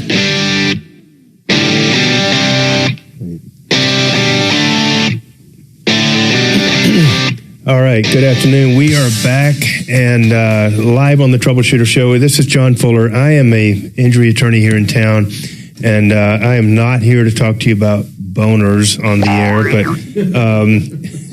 but our elite Deputy D over here brought that up and wanted to venture into that. But we're going to hold off on that for just a second. We have Mark on the line with an issue with the city of Thornton, which I'm sure is far more interesting than Dimitri's venture down this shady path here. So, Mark, help me out here. What's going on with you? Well, the city of Thornton is placing a pipeline through a lot of Weld County here, and I'm here at west of Loveland, and they've obstructed a field of mine that I was intending to put sugar beets into, and so far they've not been forthcoming in any kind of compensation for my losses. And obstructing by digging a pipeline across the field or by blocking your access to it? Yes, I have a center pivot system, and they've blocked my ability to move it around my field because they've piled dirt, and they're boring a hole here below Greeley Loveland ditch here and Highway 34, which is west of Loveland. Okay. And the pile is still there, and they've extended their stay, but they haven't extended a handshake to me to make good on my losses here by not being able to plant this field and irrigate it. So you've not planted yet. It's you're just stuck waiting for them to get out of your way. Yeah, well, the time has passed to plant, and no, I didn't plant because I couldn't. Gotcha. And so gotcha. Tried to go through the normal channels, and the normal channels haven't worked. I gotcha. Do you own that field, or do you lease it? I lease it, yeah, and my landlords are not happy about it either. They've dealt with them the best they could. Thornton has eminent domain. Right. That doesn't mean eminent it's misery only and robbery either. Yeah, it's eminent domain. Did they initiate an eminent domain action over that piece of ground? Did they actually take the property? But no, they didn't initiate it, but they threatened. You know, they know they have that in their back pocket. Right. So are they paying the owner? Did they compensate the owner for cutting the line across the property, or? Yes. Yeah, that was all handled beforehand. But then because of this extended stay and the pile of dirt that when they bore under things, they have to excavate and they leave extra piles of dirt. And so that's prevented the wheels from going around or prevented me from irrigating effectively around their intrusion here. How much dirt are we talking about that's blocking the pivot? Oh, it's probably 10, 15 foot, and it's out into my field probably 50 yards. Is this dirt that you could move if you chose to yourself? No, they've paid for the right, you know, they paid for the chance to dig that, but then they've made good on that, but that doesn't cover me for my losses as a renter of the property to move my irrigation system around it, and that's where we have. Mark, does it sound like the losses you sustained was from the lost harvest that you couldn't plant and then monetize? Yeah, for sure. Okay, when we come back, can you let us know how much you think that will come to? Hang on just a second, Mark. We got a hard break here. We'll be right back. Get Brad O'Brien on the phone. Okay. To talk about compensating this guy. Well, this guy's not the owner. He's the tenant. And so I think his beef is with the owner of the property, who's already been compensated for it. Yeah. It seems like somebody's due to be compensated for the economic losses. This guy is probably going to have to look to his landlord, I would think. But we can get Brad on and talk about it. But you know, normally, I mean, everything to do with that property is between him and the landlord. And the landlord's already been compensated by the city. Right, for the intrusion. Yeah, for the intrusion. So the landlord may be in breach of his lease because it's interfering with the quiet enjoyment of the property and using it in the way that he intended. So that's where I think we have an issue. There's a breach of his lease occasioned by the owner. You know, it may be unintended, right? You know, but I'm sure it's unintended. But certainly there's, you know, but there's not going to be any insurance claim for unplanted crops. You know, it would only be if he lost his crop. I got a meeting I got to go to. Goodbye, Doc. Have a great afternoon. Good to see you, Doc. Yeah, tomorrow, right? Meeting. You're going to a poker game. What? Be honest, right? No. Thursday I don't play poker. Okay. Yeah, I'll be here tomorrow. Are there 2 car guys coming in, you know? That's my understanding, but I haven't. At least one. For sure. All right, well, I'll see you guys always tomorrow. on Fridays. Okay. All right, we'll see you then.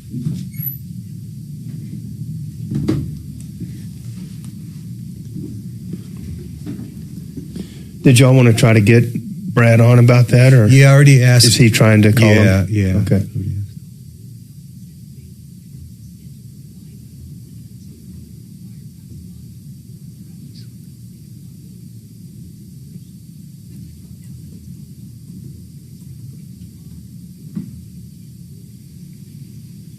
My wife is making an emergency trip to.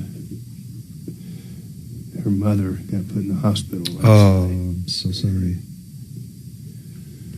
It's just a perfect storm of what not to do. She's gotten to where she doesn't eat very well, and then she, you know, she'll have a glass of wine, but you know her body is hitting the wine and saying that's the only nutrients we're going to get, and so that's the sugar. And no, you know, it just ends up being a mess, and now she's, you know.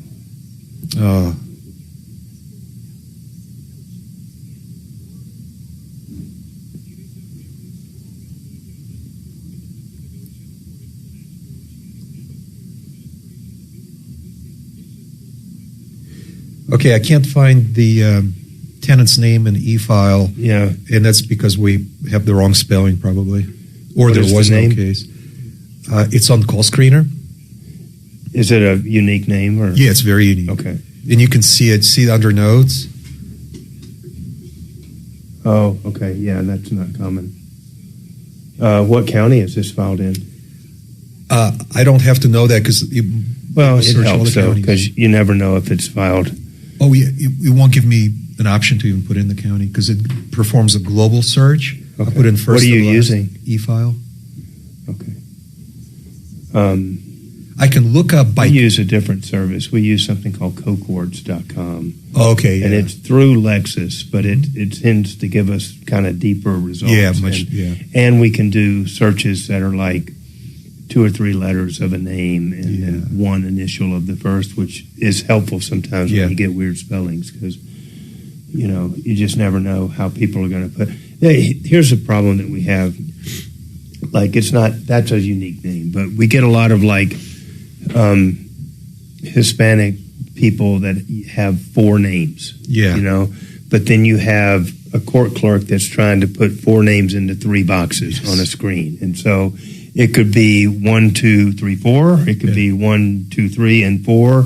So, when you start trying to search for those names, you never know what combination is going to pop up and who it actually is. And I had a criminal case many years ago up in Yuma. I remember it distinctly where the DA got up there, and it was this little smart-ass DA that, like, Your Honor, this gentleman uses 5 different aliases, and you're like, and every damn one of them was caused by the court clerk sitting right there, And they're like, oh, yeah, it is kind of the same names over and over again, I don't really think that's an alias, Mr. Fuller.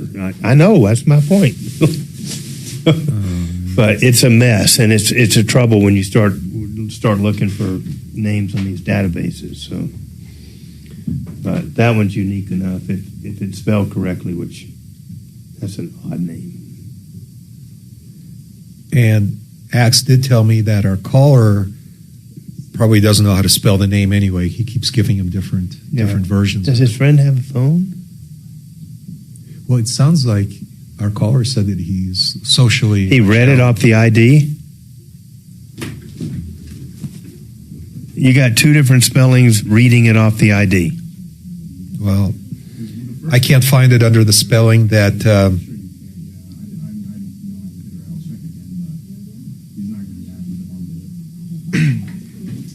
Well, how unhappy could he be? We're not finding it. Let's try again. I know it's terrible. I can also look it up by barely case. Hear him. A case number would be great. That's why I asked if he had a copy of any order or any of the pleadings that went along with that and stuff. So if we had that, we could short circuit around all the name spellings and all that stuff and just go straight to the right case. Now, if we get a case number, I do need to know which court it was in. Well, yeah, maybe. So we can even search by that and pull it up in every county that's a case number. Not completely sure. What's up? E-file won't let me do that. They won't do that. I have to specify a court. Cheap-ass system. Junky. I get what I pay for. Free-ass freeloader, Free-ass government-supplied system. You got to go with the paid stuff there, bruh. Yeah, I heard it costs $15 to look at a document on CoCourts. We got to pay to play, and that's why I don't have 30-pound white bleached cardboard letterhead. I'm 32 pound, whatever. It's 100% brightness. Joel, did you see my stationery? This is my signature stationery. Feel it. There you go. Behold the richness of that paper. It's luxurious. It's soft and supple too. At the same time, it's amazing. Very nice. Does it have his signature scent? Does it smell? Now it does. The glorious signature smell. Scent. I'm surprised you can even bear to put one of those in an envelope. You just don't want to get it out of your hands. You want to sit there and just hold it and behold it. When you fold it and score it, it's crisp. It stays. It stays. Yes. When you fold it, that happens.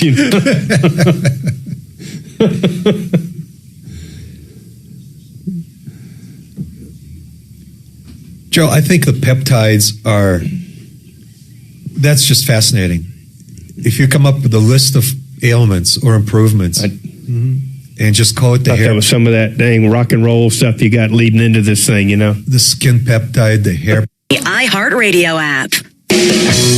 45 years strong, solving your problems, answering questions, taking complaints. This is the Troubleshooter Show. Now, Tom Martino. 45 years of helping you solve your problems, taking complaints, answering questions. Tom Martino's Troubleshooter Network. I am John Fuller, filling in for Tom Martino and Marc Mager, who is out. And we are rapidly moving through the day here. Time is getting away from us. We are working with Kerry, who called in about his friend. We are trying diligently to find that out. If any callers are wondering what's going on with that, we'll get back to you here shortly on what's up with that. Mark, I've got some questions about your situation. Mark called in. Mark has a field up in Loveland that he grows sugar beets on. He's got a center pivot irrigation system on there, and because the city of Thornton was installing a water line, basically a big water line from a ditch up there to feed the city of Thornton, they cut up the field and they have a bunch of dirt left there, and he can't run his center pivot, which is an irrigation system, and so he wasn't able to get the beets in, and he lost a full year of his crop on that. Am I stating that correctly, Mark?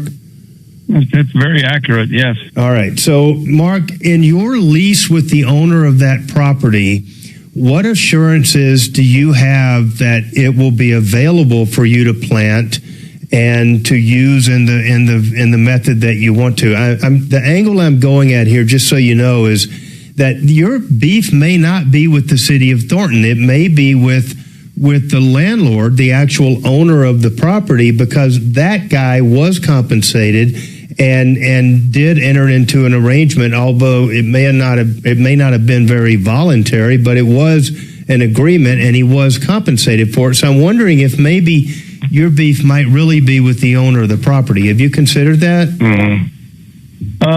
Yes, but the pivot is brand new. We just recently installed it. Okay. And because initially they were supposed to be out of our way, we went ahead with the installation, and then because they extended their stay, then they refused to make good on this obstruction. And as far as the monetary value, to me, the gross value of the beet crop, I mean, minus any expenses, which there are a great many, would be around $65,000. But what would that 37-acre field? Yeah, what would that net out to be? I think your losses are calculated by what the profit you would have realized from those beets, not from the gross revenue. So roughly speaking, how much income? You said absent expenses and stuff. So is that your net on that field? I think that's gross. Mm-hmm. That's the gross, and of course, I've already applied the fertilizer. The fertilizers, some of it will be available for next year, but some of it won't. And so I'm open to negotiation, but so far their agents have not been very much available to talk to me about any of it. Mark, I think one of the challenges you're going to have is you're going to need to tell somebody how much losses to compensate you for, and the loss is not going to be the gross amount. It's going to be how much money you would have made as income on that sugar beet crop. Do you know what that is, and do you feel comfortable sharing that with us? The expenses are variable. We can't calculate those out until we're done producing the crop. But of course, it's going to be less than that amount we've talked about. But we'd probably make $500 an acre on it. I'm just taking the over how many acres? 37 acres, I think you said. Oh, okay. So about 37 acre field. So that's what, about $18,000, $18,500. That's real money. Yeah. So it'd be great to get Brad's opinion on who might owe him, if anybody might owe him $18,000. Okay. So as it happens, we have Brad O'Brien on the line here. Let's go ahead and bring Brad on. So Brad, the situation, just to bring you up to speed, is Mark is on the line. Mark's a beet farmer up near Loveland, and he's got a center pivot, a 37-acre piece of ground that he grows sugar beets on. And the city of Thornton was installing a water line connecting with one of the ditches up there to help supply the city of Thornton. And they have not quite exercised eminent domain, but certainly they threatened that as they came up the way and quote unquote friendly negotiations occurred between all the landowners, and including the landowner that owns the property that Mark leases to grow his sugar beets on. He has just recently installed this center pivot, a large irrigation system, which is not cheap at all. But the way a center pivot works is it has to go around in a circle, and there are piles of dirt that they've left up there and refused to remove so far keep him from being able to run the pivot, and so he was not able to get his crop in. He's lost a whole year of his sugar beet production on this property. And we're trying to explore who might be responsible and kind of avenues that he can pursue. I kind of thought, since the owner was compensated by the city of Thornton, that Mark's recovery efforts might be directed towards the owner, because he's got a leasehold interest in the property and the owner was compensated. But it sounds like the problem is that the city of Thornton installed their pipe, but then they kind of expanded the time frame that they planned to be up there, and they just changed the scope of it, which resulted in leaving all this dirt in the place that they are. So with that, I want to bring you up to speed. You can ask any questions you need to of Mark. Oh, okay. Well, this is a commercial lease of a farm or agricultural land, and commercial leases don't have any implied warranties. So, for example, there probably wouldn't expect an implied warranty of fitness for a particular purpose or use. So normally a commercial landlord's not going to be responsible to a tenant if the tenant can't use the commercial property the way the tenant implies, unless the lease provides otherwise. And as a matter of fact, many commercial leases do in fact say that the landlord's not responsible if the tenant can't use it where the tenant wants to. There's a waiver of consequential damages, that sort of thing, so you can't go after the landlord. So if he's thinking about going after the landlord, we have to look at the written lease to see what the rights and remedies of the tenant are in the written lease. Okay. With respect to the municipality that caused this problem, normally governmental entities have immunity under the Colorado under the CGIA, the Colorado Governmental Immunity Act, for negligence. So I wouldn't expect that they're liable if the county or whoever was paid the landlord for loss of use. That's really between them, and I don't see that the tenant would have the benefit of that. And as a matter of fact, most commercial leases that I see have a condemnation paragraph that says landlord's entitled to any condemnation proceeds and tenant has no right to any of those condemnation proceeds. So just to interrupt here, I don't know that this is really negligent. It's almost an intentional act. Like, how did Mark, help me out with this, the dirt that's piled up there, did they understand that they weren't supposed to do that? I mean, it wasn't a mistake that they put it there, was it? No, they had problems boring. Underground boring is a delicate thing, and I understand that. They're boring a major ditch to go under it and a highway, 4-lane highway, and they've had problems. So they extended, and they have the option to extend with my landlord, but beyond that, because of that, I couldn't, and they couldn't foresee I was going to put a pivot on here either, but needless to say, because of that, I can't run it, and I had to leave it idle for a year here, and that's all I want is some compensation because I couldn't operate my new system. Brad, what it boils down to is Mark lost about $18,000 in profit on his crop, and I'm wondering, I know it's kind of an oversimplification, but doesn't somebody owe him the $18,000? Well, he might have a claim for condemnation or a taking by the governmental entity against his personal property rights. He didn't lose the actual property, but his interest in making a profit. So there might be something there. sometimes governmental entities, when they condemn land, there's two components. There's the land component, which goes to the landlord, and there's a personal property component of the condemnation, which the tenant can perhaps get a piece of. So there might be something there. If Mark calls you to schedule a consultation, is that the kind of case you might want to discuss with him off the air? I don't do condemnation actions. There are other law firms that those normally go to that have people who do that. How would I'd see somebody should step up here and challenge Thornton on the ways and means that they're operating, I think. Yeah, I mean, it sounds fundamentally unfair that this man who relies on that property to earn a living and in a pretty hard way is going to be left uncompensated. So it sounds like, Mark, based on what Brad O'Brien, our real estate lawyer, said, you should see if you can find an attorney in that area who's familiar with those municipalities to consult him on the matter of condemnation.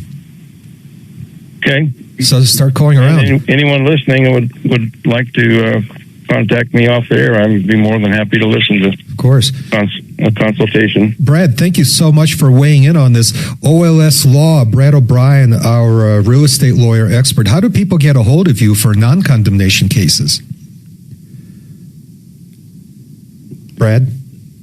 Yeah, I think Brad's gone. They can contact Brad at olslaw.com. Brad was here all day yesterday. He's a tremendous resource. Mark, check out, go on to Google. I hate to send somebody to Google, but you're really looking for a subspecialty of real estate law that deals strictly with condemnation actions and stuff. And I think if you put those terms into Google, you're going to find a few people, and it shouldn't take you long to find an expert in that, because it's a really niche area of law that there's only so many people that practice it. So I appreciate the call here. Sorry we couldn't do more for you, but hopefully that points you in the right direction. All right, sir?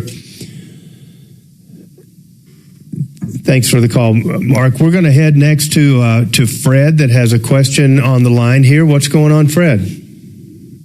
Oh, yeah. Hey, I was in an auto accident back in December.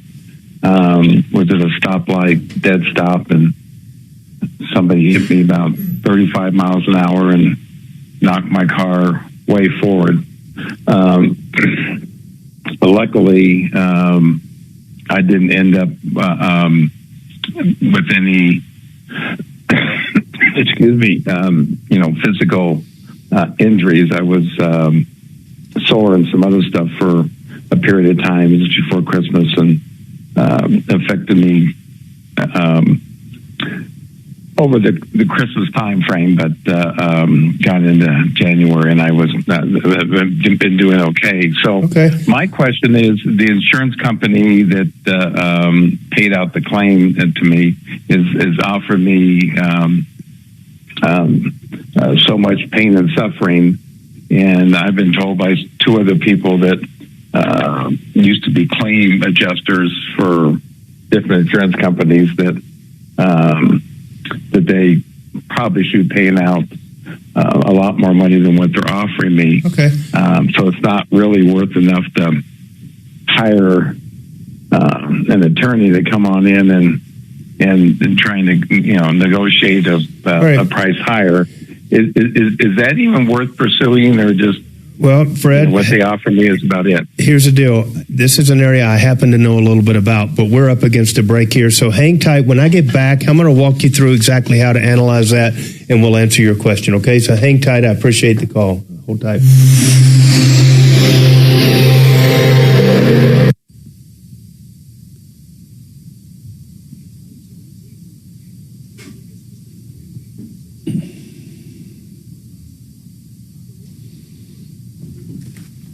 Cool. What a nice busy day again. Yeah, I like it. Whatever you're doing, it's working. Man, that's awesome. You're really attracting tons of call-ins. This guy sounds like an idiot. Let's call him.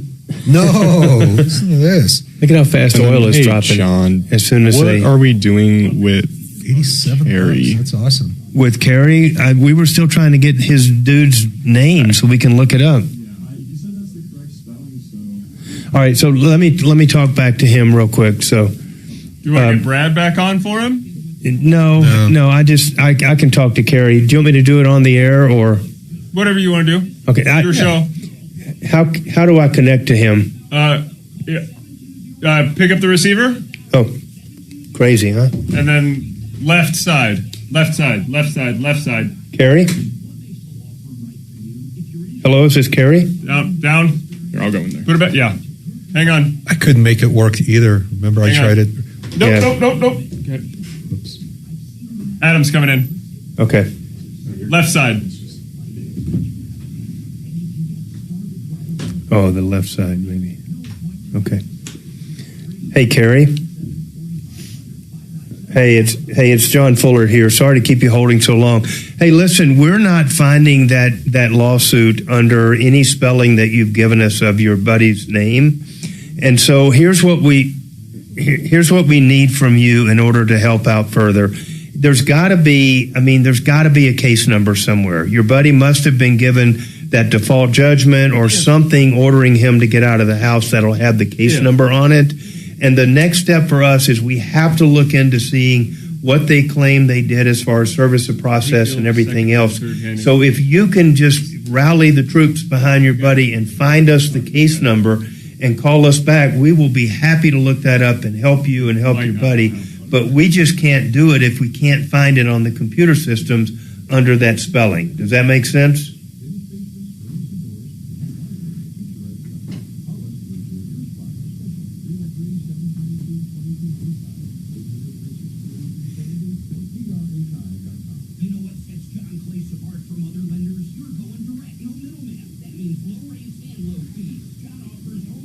Well, he may have, but that will have a court case number with it for sure.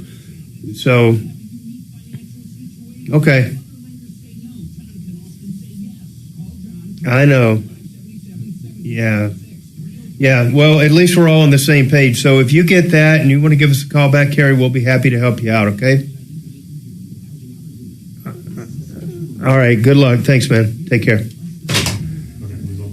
Yeah, I could hear him 1,000 times better on the phone than on the air. But, really? Okay. But he's like, yeah, man, this shit's not adding up. So I'm like, yeah, I get it. We were saying the same thing. You know? We would love to add it up for you. Crazy. If there's even a case. Yeah. He's like, this collection agency or law firm, and I'm like, well, it's one or the other, but probably not both, you know. Well, the judge has already made a decision. Okay, well, then there's got to be a fucking case number. Right. So it's simple, you know. This is all secondhand information. This isn't for him, so he may even get bullshit from his friend. Objection, hearsay. Do you ever throw objections out there in your court cases? All the time. All the time. And I have a checklist of all the objections I want to record. Do you stand up and fix your tie and fix your hair right? No, my silky, luxurious hair. No. Point out that, you know. And I want to get them all on the record. Right? So I object. About half the time I get overruled, about half the time they're sustained. But in my Verizon case, every single one of them was sustained. She could tell you were serious because you showed up with that hair looking all good and shit, and and your boots. Yeah, you can't discount that. You know, they're Ariat. Man walks in there with Ariats. You know he's serious. Yeah, and his hair perfect, his boots shiny. So this Denver judge overruled about half of my objections, and I said, "Okay, I realize I'm going to get overruled, but I still need to get them on the record." And after that, all of my objections were sustained and addressed because he finally knew that I'm not just. He knew you weren't to be messed with. I'm not there to dick around. Clearly, yeah, because that would be, you know, that would require the thank you. And then I filed my proposed findings of facts and law, and the decision is supposed to come next week. You know, you need to put some facts in there to let the judge know, remind him kind of who the case is, you know, like you'll remember me because I was wearing the boots with the perfect hair. And my cat was sitting next to me during the Zoom trial. With my emotional support cat along for the ride. Trusted local fiduciary advisors, TrajanWealth.com. Denver's talk station. Online at khout.com.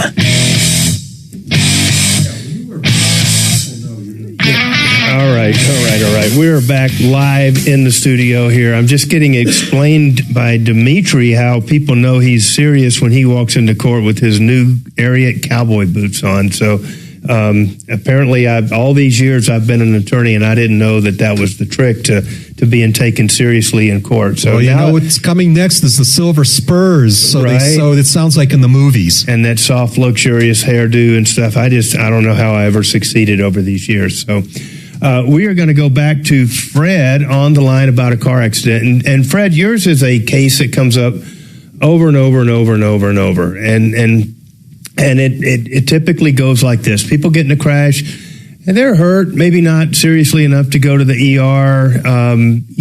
They want to give it a couple weeks. It kind of drags out. Maybe they see their doctor. Maybe they go to the chiropractor a couple times. But mostly it's not serious enough in their mind to hire an attorney and proceed down that road. And so when they ultimately get an offer from an insurance company, the inevitable question of, am I doing the right thing? Should I negotiate this thing out? Should I have an attorney?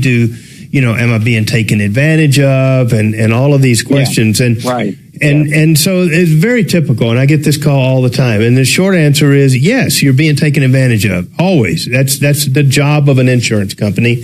Their only job in the world is to protect their insured, to make sure that they get a complete release for as few dollars as they possibly can.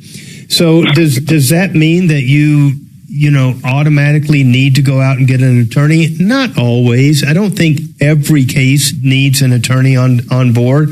And the reality is, at this stage of the game, the reason we try to tell people to go out and call the attorney early on is that we can have this discussion and find out whether you really do need to, go see the medical providers and start to document exactly what you're going on with. But at some point, it does become too late to go back and fix what's going on. So my advice to you is you need to be cognizant of whether or not there's any other interest out there that may have a right to get paid back in the action. So if you did go to the doctor and use your health insurance, then you need to understand, and everybody should understand, that health insurance companies have a right to get paid back when you collect against some at-fault third-party, entity out there, whether it's the driver or the driver's insurance company or whatnot. And so the things that get really tricky is that if you ignore them and you take some trivial amount of money from the insurance company and you don't pay back and deal with all those obligations, that can actually jeopardize their obligation to help you down the road if it turns out that there was something serious wrong with you and you've got to get additional treatment. So it is a little risky now. I mean, with me, it's just pain and suffering, and I'm not sure how they calculate that. So. If you don't mind me asking, how much are they offering you? $3,500. Okay. So that's not an insignificant amount of money. How much care and treatment did you get? Like I said, I went in my insurance. My health insurance paid the. I got X-rays. Went to see the doctor. Twice, and they didn't even think I needed to go. Do physical therapy. So, Fred, was this? Who do you have for health insurance? Is it Medicare or is it private health insurance? It's Medicare with a supplemental. Yes. Okay. It's a and it was the end of the year, so it was, everything was, fully paid out. So yeah. So Fred, if this ever happens in the future, this is one of those cases where you really probably would have benefited from having somebody on your side early on in the process. But here's what I can tell you. The automobile insurance carrier has likely already put Medicare on notice, and they would have had to do that because you're not represented, and so the rules of the Secondary Payer Recovery Act require that they do put Medicare on notice. So what my advice to you is you want to tread very carefully. You don't want to accept a settlement with this insurance company that puts on you the duty of dealing with any Medicare liens. And I'm just telling you that Medicare, to the extent that they paid anything out that was related to the accident, will have their hand out to get repaid. And you don't want to do anything that would thwart their their rights. And so I'm pretty darn sure that the auto carrier would have opened up a claim with Medicare, and you might have received a letter along the way that you just didn't know what it was really talking about from Medicare. Have you seen anything like that? Not that I remember, no. Okay. You may ask that adjuster that is trying to get you to settle if they have communicated with Medicare, and if that $3,500 includes any money being paid to Medicare, and whether there's anything in the release. But they won't give you that $3,500 without you signing a release. And I just encourage you to read that very carefully and see if it shifts to you the burden of dealing with Medicare, or if that's something that they're taking care of themselves. But just don't do anything that completely ignores Medicare. That's always a risky thing to do. Okay? That's good advice. All righty. All right. Good luck to you, Fred. Next time, give me a call right after the accident, and I'll be glad to help you out. Okay? All right. Next, we're going to go to Daryl, who has a comment about Mark's call. Daryl, what's going on? How can I help you? Hey, I just wanted to, I hope Mark's still listening. So I also farm, but I'm further south than he is. Okay. And went through the same thing. And the city of Thornton will compensate him. Okay. But they won't until the project that goes through his piece of ground is completely done. Okay. So did you go through that? This for? Oh yeah, absolutely. Yeah, I've been going through it for 2 years. Tell me about the process. Well, I'm sure that Mark has. I'm sure that he has contacts. He would have to. That he's been working with, but it's time consuming. Like I said, I'm just now going through getting compensated for 2 years worth of crop. Okay. So he will be compensated because I'm being compensated. So they'll be fair to him. So who does he work with in that? Does he work with the construction people or the city directly, or who did you work with to get your compensation? Well, initially, from the get-go, I worked with the actual company that's putting the line in that for the city of Thornton. Okay. And I worked with them, and I'm sure Mark's been working with them too, but their portion of it is, here's what we're going to do, and when it's all said and done, then the city actually has a person that will get involved directly for the crop damages. Okay. Well, that's great to know. I really appreciate you calling in. I'm sure Mark's still listening, and he'll be glad to hear that there's a process there. So anything else he needs to know about? No, it's aggravating for sure. And I know what he's going through. I went through the same thing. And it just takes time. When the project is absolutely done, that makes sense. Piece, it has to be done through his piece. Then when they're done, then they'll settle for him. And like I said, I lost 2 years worth of crop, but they're compensating me for 2 years worth of crop. All right, cool. Hey, Daryl, thank you for calling in. We really appreciate that information. It's very helpful. So we are going to go to a quick break here. We'll be right back, getting close to wrapping it up for today. Beautiful. Now we know.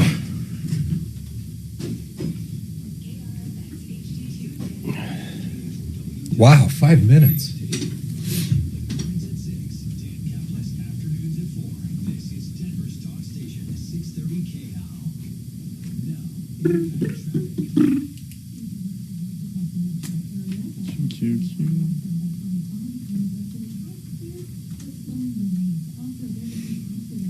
Joe, do you want coffee? I'm fine now. Okay. All right. Thanks. You need anything, so you know. No, I'm good. I need some calls into my clinic. Well, yeah, we're going to hit you hard again. No, we're good. Yeah. It's all good. I've been able to cut back on pretty much all of my other marketing because the YouTube videos are doing so well. I'll bet. Let me take a look at your channel. Yeah, go to YouTube and then go to Denver Regenerative Medicine, and then that's a generic search term, but you'll see our channel there.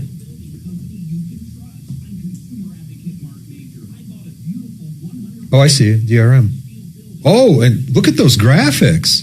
Yeah, I've got the guy who I said handles the videos does the editing. He does a great job of it. So, Denver region, Minnesota.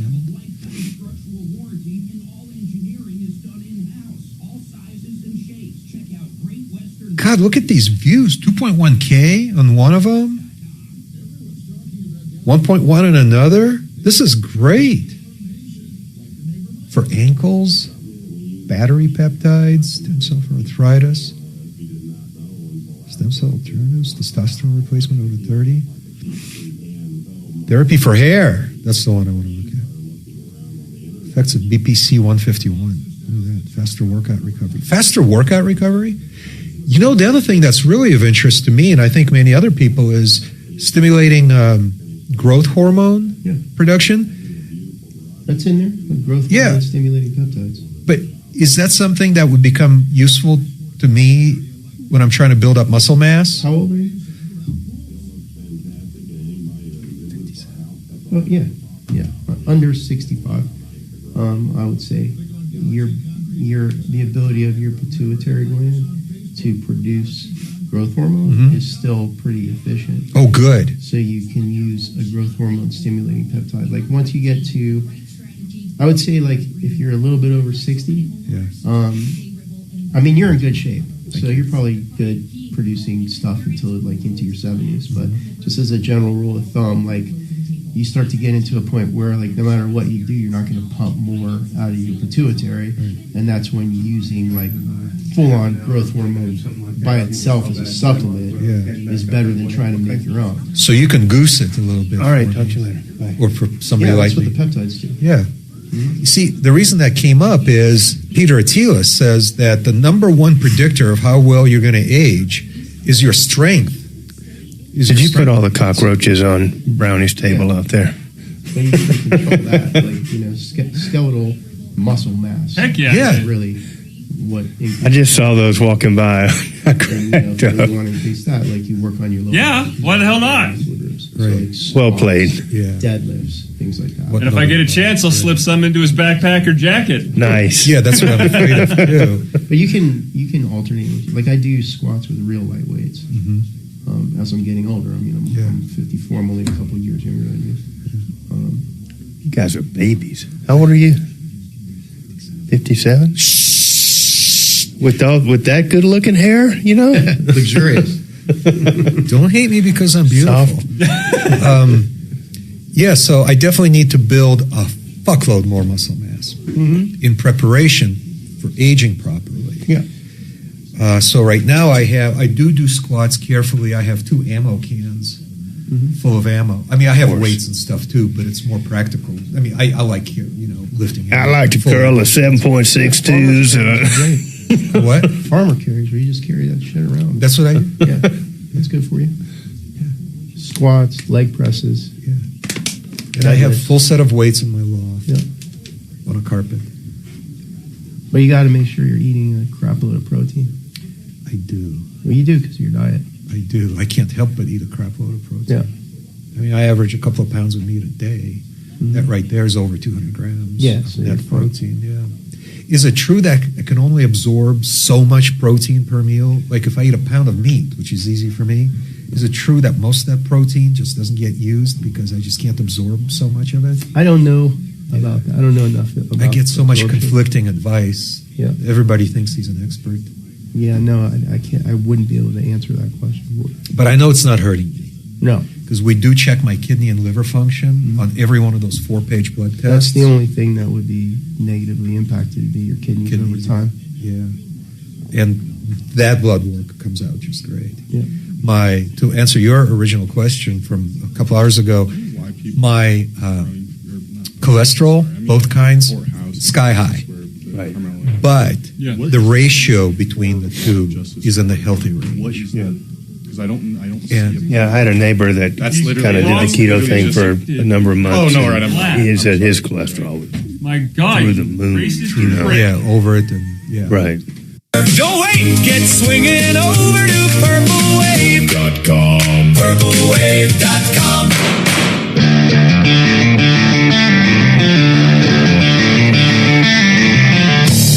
right, welcome back. Welcome back. John Fuller here. We are cranking through the afternoon here. We are going to get back into our discussion with Dr. Joel Cherdak, who is live in studio with Denver Regenerative, Denver Regenerative Medicine. Yeah, regenerative medicine here. I've said it so many different times today. I'm starting to combine words and stuff. So we were in a discussion about peptides when we were so rudely interrupted by Dimitri chiming in from the cheap seats over here, inquiring about sexual health medicine.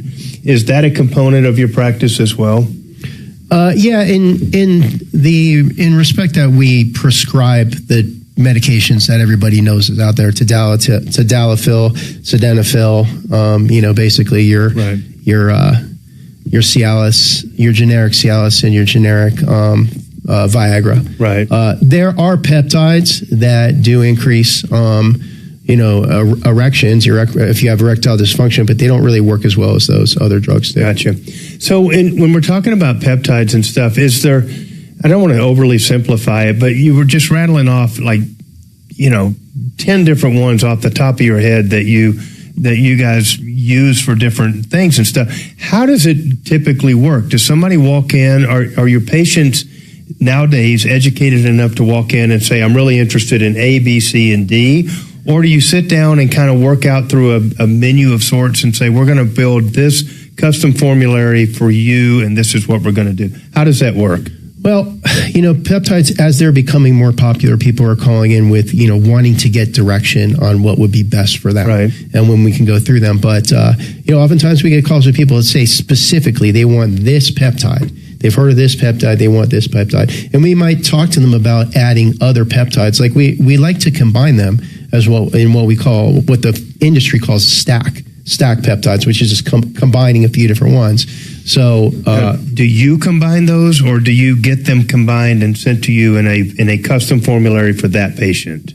So sometimes the combinations are already pre-blended by the compounding pharmacy. Gotcha. Other times they may come in separate vials that you just do separate injections for each one. How big of a vial would it take to contain all the peptides that Dimitri needs? That's a tanker truck. Yeah, no, I mean the vials come in like 5 and 10 ml vials. Is that a big enough vial for Dimitri? Based on what you know? I don't know. No. I don't know if they make a vial big enough. That's my concern. We may have to double up here or get a 6-pack quantity or something.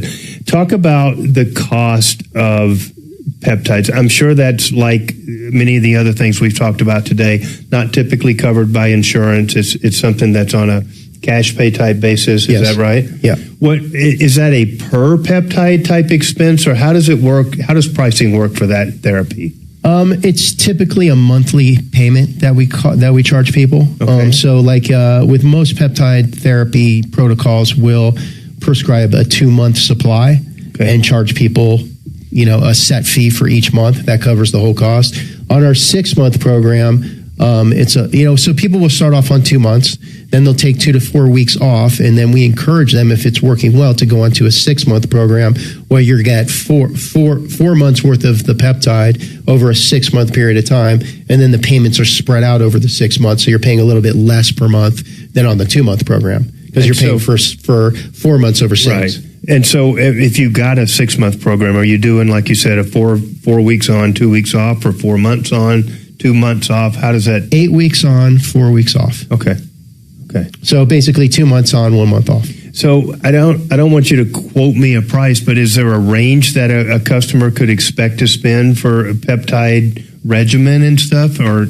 Just, I would say an entry-level peptide, like a growth hormone stimulating peptide, you're looking about $200 to $250 a month. Okay. And it goes up from there. Right. The price is, a little bit less than it would be for an individual peptide when you stack them, because you get a discount for stacking them. Gotcha.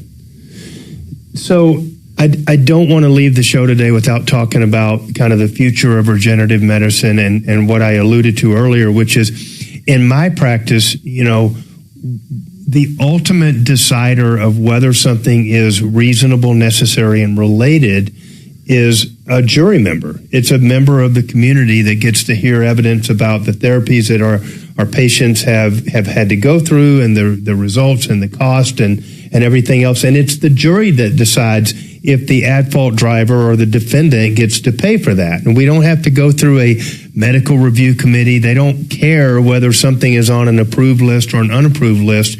It's simply whether they find that it's reasonable, necessary, and related, right? And so I have found in my own practice that many times, you know, I think back to my own shoulder where I had to pay out of pocket and it wasn't covered on insurance and stuff.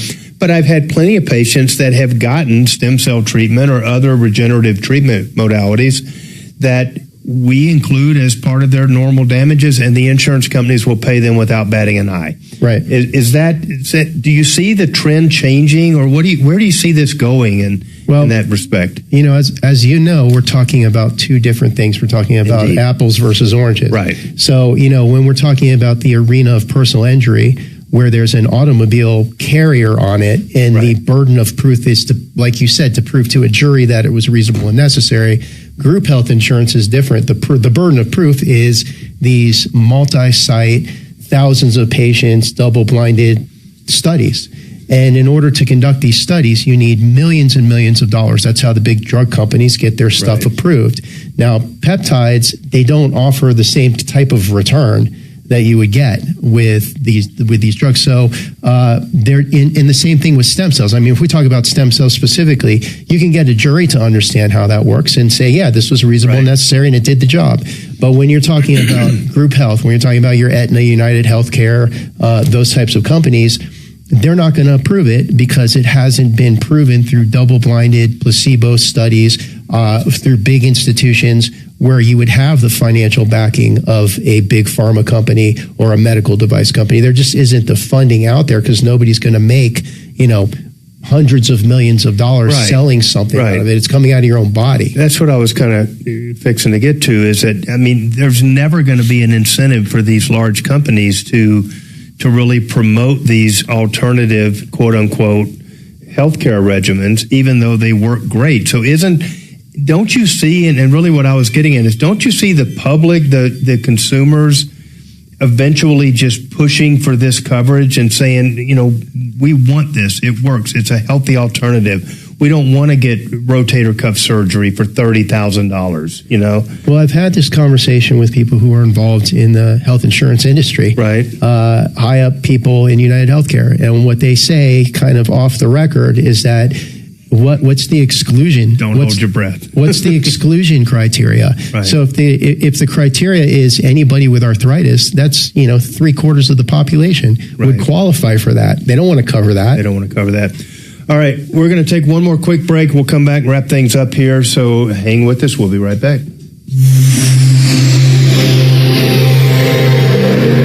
Yeah, I mean, that was the amazing thing when I was doing this in the PI arena, is getting it covered by the auto carriers. I was like, this is great. But it took a little bit of, you know, at the time that I was doing that, the attorneys that I was working with required that the procedure be done by a board-certified PMR doc. And so, you know, for me to hire a board-certified PMR doc on staff, it's just cost prohibitive. You know, I get well, even now the doctors that I have doing it are, you know, they're good at injections, but they're like they're like ER certified docs. What are your docs? DOs or? No, they're MDs, but they're not PMR board certified MDs. They're guys that can inject under ultrasound and have taken the ultrasound classes, and, you know, they're good at what they're doing. But if you have them in an arena where, you know, their credentials are being questioned in a legal arena, like it's not the same as a PMR doc. So it just became more economically feasible for me to offer it as a cash service to patients rather than continue in the PI arena. Got it. It's just too expensive to pay these guys like $300,000-$400,000 a year when you're doing like 6 or 7 procedures. You're making like. Wait, they get paid that much? Just kidding. John, you know how much these PMR docs get paid. It's a lot of freaking money. It's a hard overhead. I had no idea. Yeah. How many years would I have to go to school? You could go back to school, Dimitri, and by the time you're like 64, 65, you'd be hitting the ground running. Yeah. But you'd still look good, and your boots would just be getting broken in. So. I would have time for yet another career. You could. For that kind of money? Yeah. I mean, the most reasonable situation I had was like semi-retired orthopedic surgeons that didn't want to do surgery anymore and would just get paid a percentage per procedure. That worked out well. But those guys are hard to find. Yeah, I bet they are. You know, it's a great job for somebody who's, you know, in the rat race in an ER system working crazy hours that learns how to do injections, you know, in cadaver classes over weekend courses. Right. Yeah, I mean, I'm glad that the trend moved away from chiropractors out there claiming they are doing stem cell therapy and stuff. That I thought was the worst. Yeah. The worst thing you could do to help build the credibility of you know, and the validity of that treatment protocol in the community was to have yahoos out there that don't know what the hell they're doing. Yeah. Getting shit shipped in gallon jugs and saying, you know, and doing the math like, well, if there's one stem cell and then 1 becomes 2 and 2 becomes 4 and 4 becomes 16 and you're just like, what the, you know. Fortunately, those aren't battles I need to fight very often anymore. Yeah. Well, good. I mean, but that's where it was. That's what I would hear. I would go out as an attorney to see these doctors, and they're like, well, we do stem cells. Great results in stem cells and stuff. And it's like, what are you using? Amniotic fluid. That's the gold standard. You're like, no, it's not. You know the people I'm talking about. You know? Oh, yeah. Gold standard. Bullshit. No, when I talk about the gold standard is, you know, bone derived cells. What you had. What are your thoughts about? And I'm not going to do this on air, but like the offshore stuff where they're growing the stem cells. We've actually talked about this on air. Have you? Yeah. So the difference is that here in the United States, you can only do what's called, you know, legally minimal manipulation of the stem cells, which is we can take them out of your body, isolate them, and stick them right back in. We can't put them in a petri dish and grow them out to millions and millions and millions of cells. Outside of the country, they can. But what's never been proven scientifically is what is the minimum number of stem cells you need to get an effect. Got it. And, you know, I know from experience, we get more than enough to fix like a bone-on-bone degenerative. Like Chris and them are banking this shit. I mean, they're banking billions, and they have people that show up and do head to toe like tune-up or something. Yeah. You know, while they're laying on the beach and stuff. But it's uber pricey. I mean, it's a lot of money. Yeah, I would say in one session we can do 2 shoulders and 2 hips. Okay. At one time, we have enough material to do that. You know, I'd say if I was using stem cells to treat some systemic disease and it wasn't getting better with anything else like organ failure or something like that, yeah, maybe, you know, 100 million stem cells might do better than 20. Yeah. But when we're talking about what you had, I mean, you saw the effects. You didn't need more stem cells than you had. I think I had like 1.2 billion count when they did mine. It was off the charts, you know. Yeah. And nobody knows how many you really need. You might need a quarter of that. You might need a tenth of that. Well, I don't know that how many, you know, the tear was like that. Now I had a labral tear inside and some other stuff, and they injected it from every angle possible. But how many actually get to the site that achieve the regrowth? You know, is it just 2 or 3 cells that latch on and then start doing their thing, or is it hundreds of thousands of cells that do it? It's the chemicals that are coming off of those cells that do the work. It's not the cells themselves. It's the what they're throwing off. Okay, which is what an exosome is. I'm going to get you to explain that here. The Joe Pag Show tonight from 6 to 9 on 630 KHOW, Denver's talk station.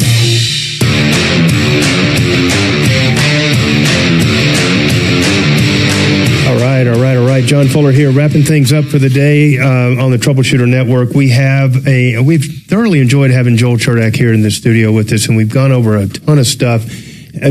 Just to kind of wrap things up, Joel, I want you to talk about, you know, how does this work? I mean, what do people need to know that you're actually doing with the stem cells and stuff? Is it just magic butter, or I mean, what actually happens when you inject people with their own stem cells? So let me talk about the mechanism of how stem cells work. And so, most people think that the stem cells integrate into the tissue and create more tissue, and that's actually not how it works. What happens is the stem cells will produce chemicals that are growth factors that will signal to the cells that are already there, that are causing inflammation, to stop causing inflammation, to start to heal, and to start to regrow. So if we're talking about knee cartilage cells, they'll signal to those knee cartilage cells to start regrowing as if you're in a growth phase, like when you were growing as a teenager. Right. You're not going to get the same growth, but that's what they do. So it's just the growth factors that come off the stem cells that cause the healing. I think that is just fascinating. And like I said,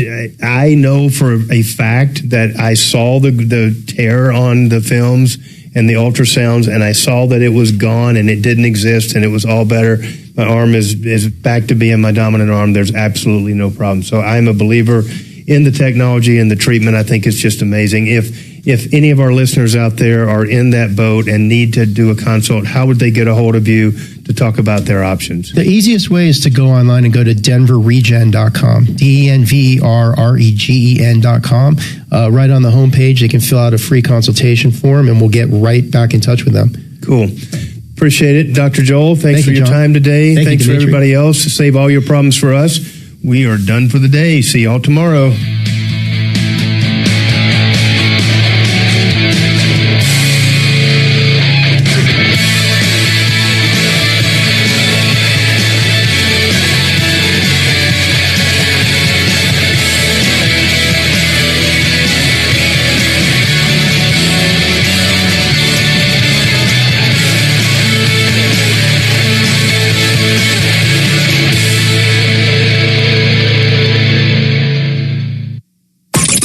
Follow Tom Martino at Real Tom Martino and stay connected with all of us at 630 KHOW, KHOW.com, and on the iHeartRadio app. This is Denver's talk station, 630 KHOW. When the news overwhelms, clarity matters. NBC News looks deeper and listens wider. Clear reporting, free from opinion. NBC News, reporting for America. When you need home repairs, don't let it ruin your day. There's no need to worry, Plumline's on the way.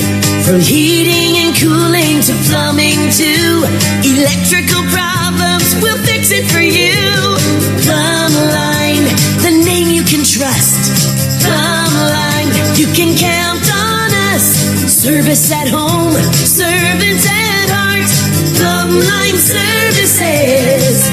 The 2026 season of Intense Tennis turned up. No weird scoring sets or endless matches. Intense stacks the points in the fastest version of tennis ever. 10 teams, $30,000 in cash. 7 p.m. Eastern tonight. Stream it on Intense YouTube. That's INTENNSE. Hello? I have a comment. I gotta get this off my chest. You are an army of one. Speak up. What I say might make people angry, but I don't care. I'm going to say something really un-PC, so do you want to hang up on me? It's okay. I just want to say I love America because everyone gets a voice. My voice. This is Denver's talk station. Thanks so much for taking my call. 630 KHOW. KRFX HD2 Denver. KHOW Denver. This is 630 KHOW. Denver's talk station. An iHeart radio station. Guaranteed human. ABC News, I'm Michelle Franzen. President Trump nominating former SEC Chair Jay Clayton to be the next Director of National Intelligence. His current acting director, Bill Pulte, has received bipartisan backlash. Lawmakers in the House and Senate today rejecting measures to extend FISA's wiretap tool to monitor for overseas threats. Democratic Senator Adam Schiff on Clayton's nomination. It doesn't solve the Pulte problem, and that is there's no way I can see the extension of this 702 surveillance authority while an acting DNI, Bill Pulte, if he's allowed to go forward, has access to that data. President Trump claiming Iranian leaders have approved what he calls final points on a peace deal. The president did not offer details, but says he's calling off his threat to strike Iran targets if they didn't make a deal. Mexico kicking off the World Cup today with the match between Mexico and South Africa getting underway. The largest World Cup tournament being co-hosted by Mexico, Canada, and the U.S. This is ABC News. In Southern California, Pasadena police say a so-called horseplay incident between two officers led to one being injured. Two officers were allegedly playing with their guns when one went off. In newly released dash cam video, as one officer is pulling into the Pasadena Police Department garage, another officer at the back of his patrol SUV pulls out his gun and points it seemingly jokingly at the officer pulling in.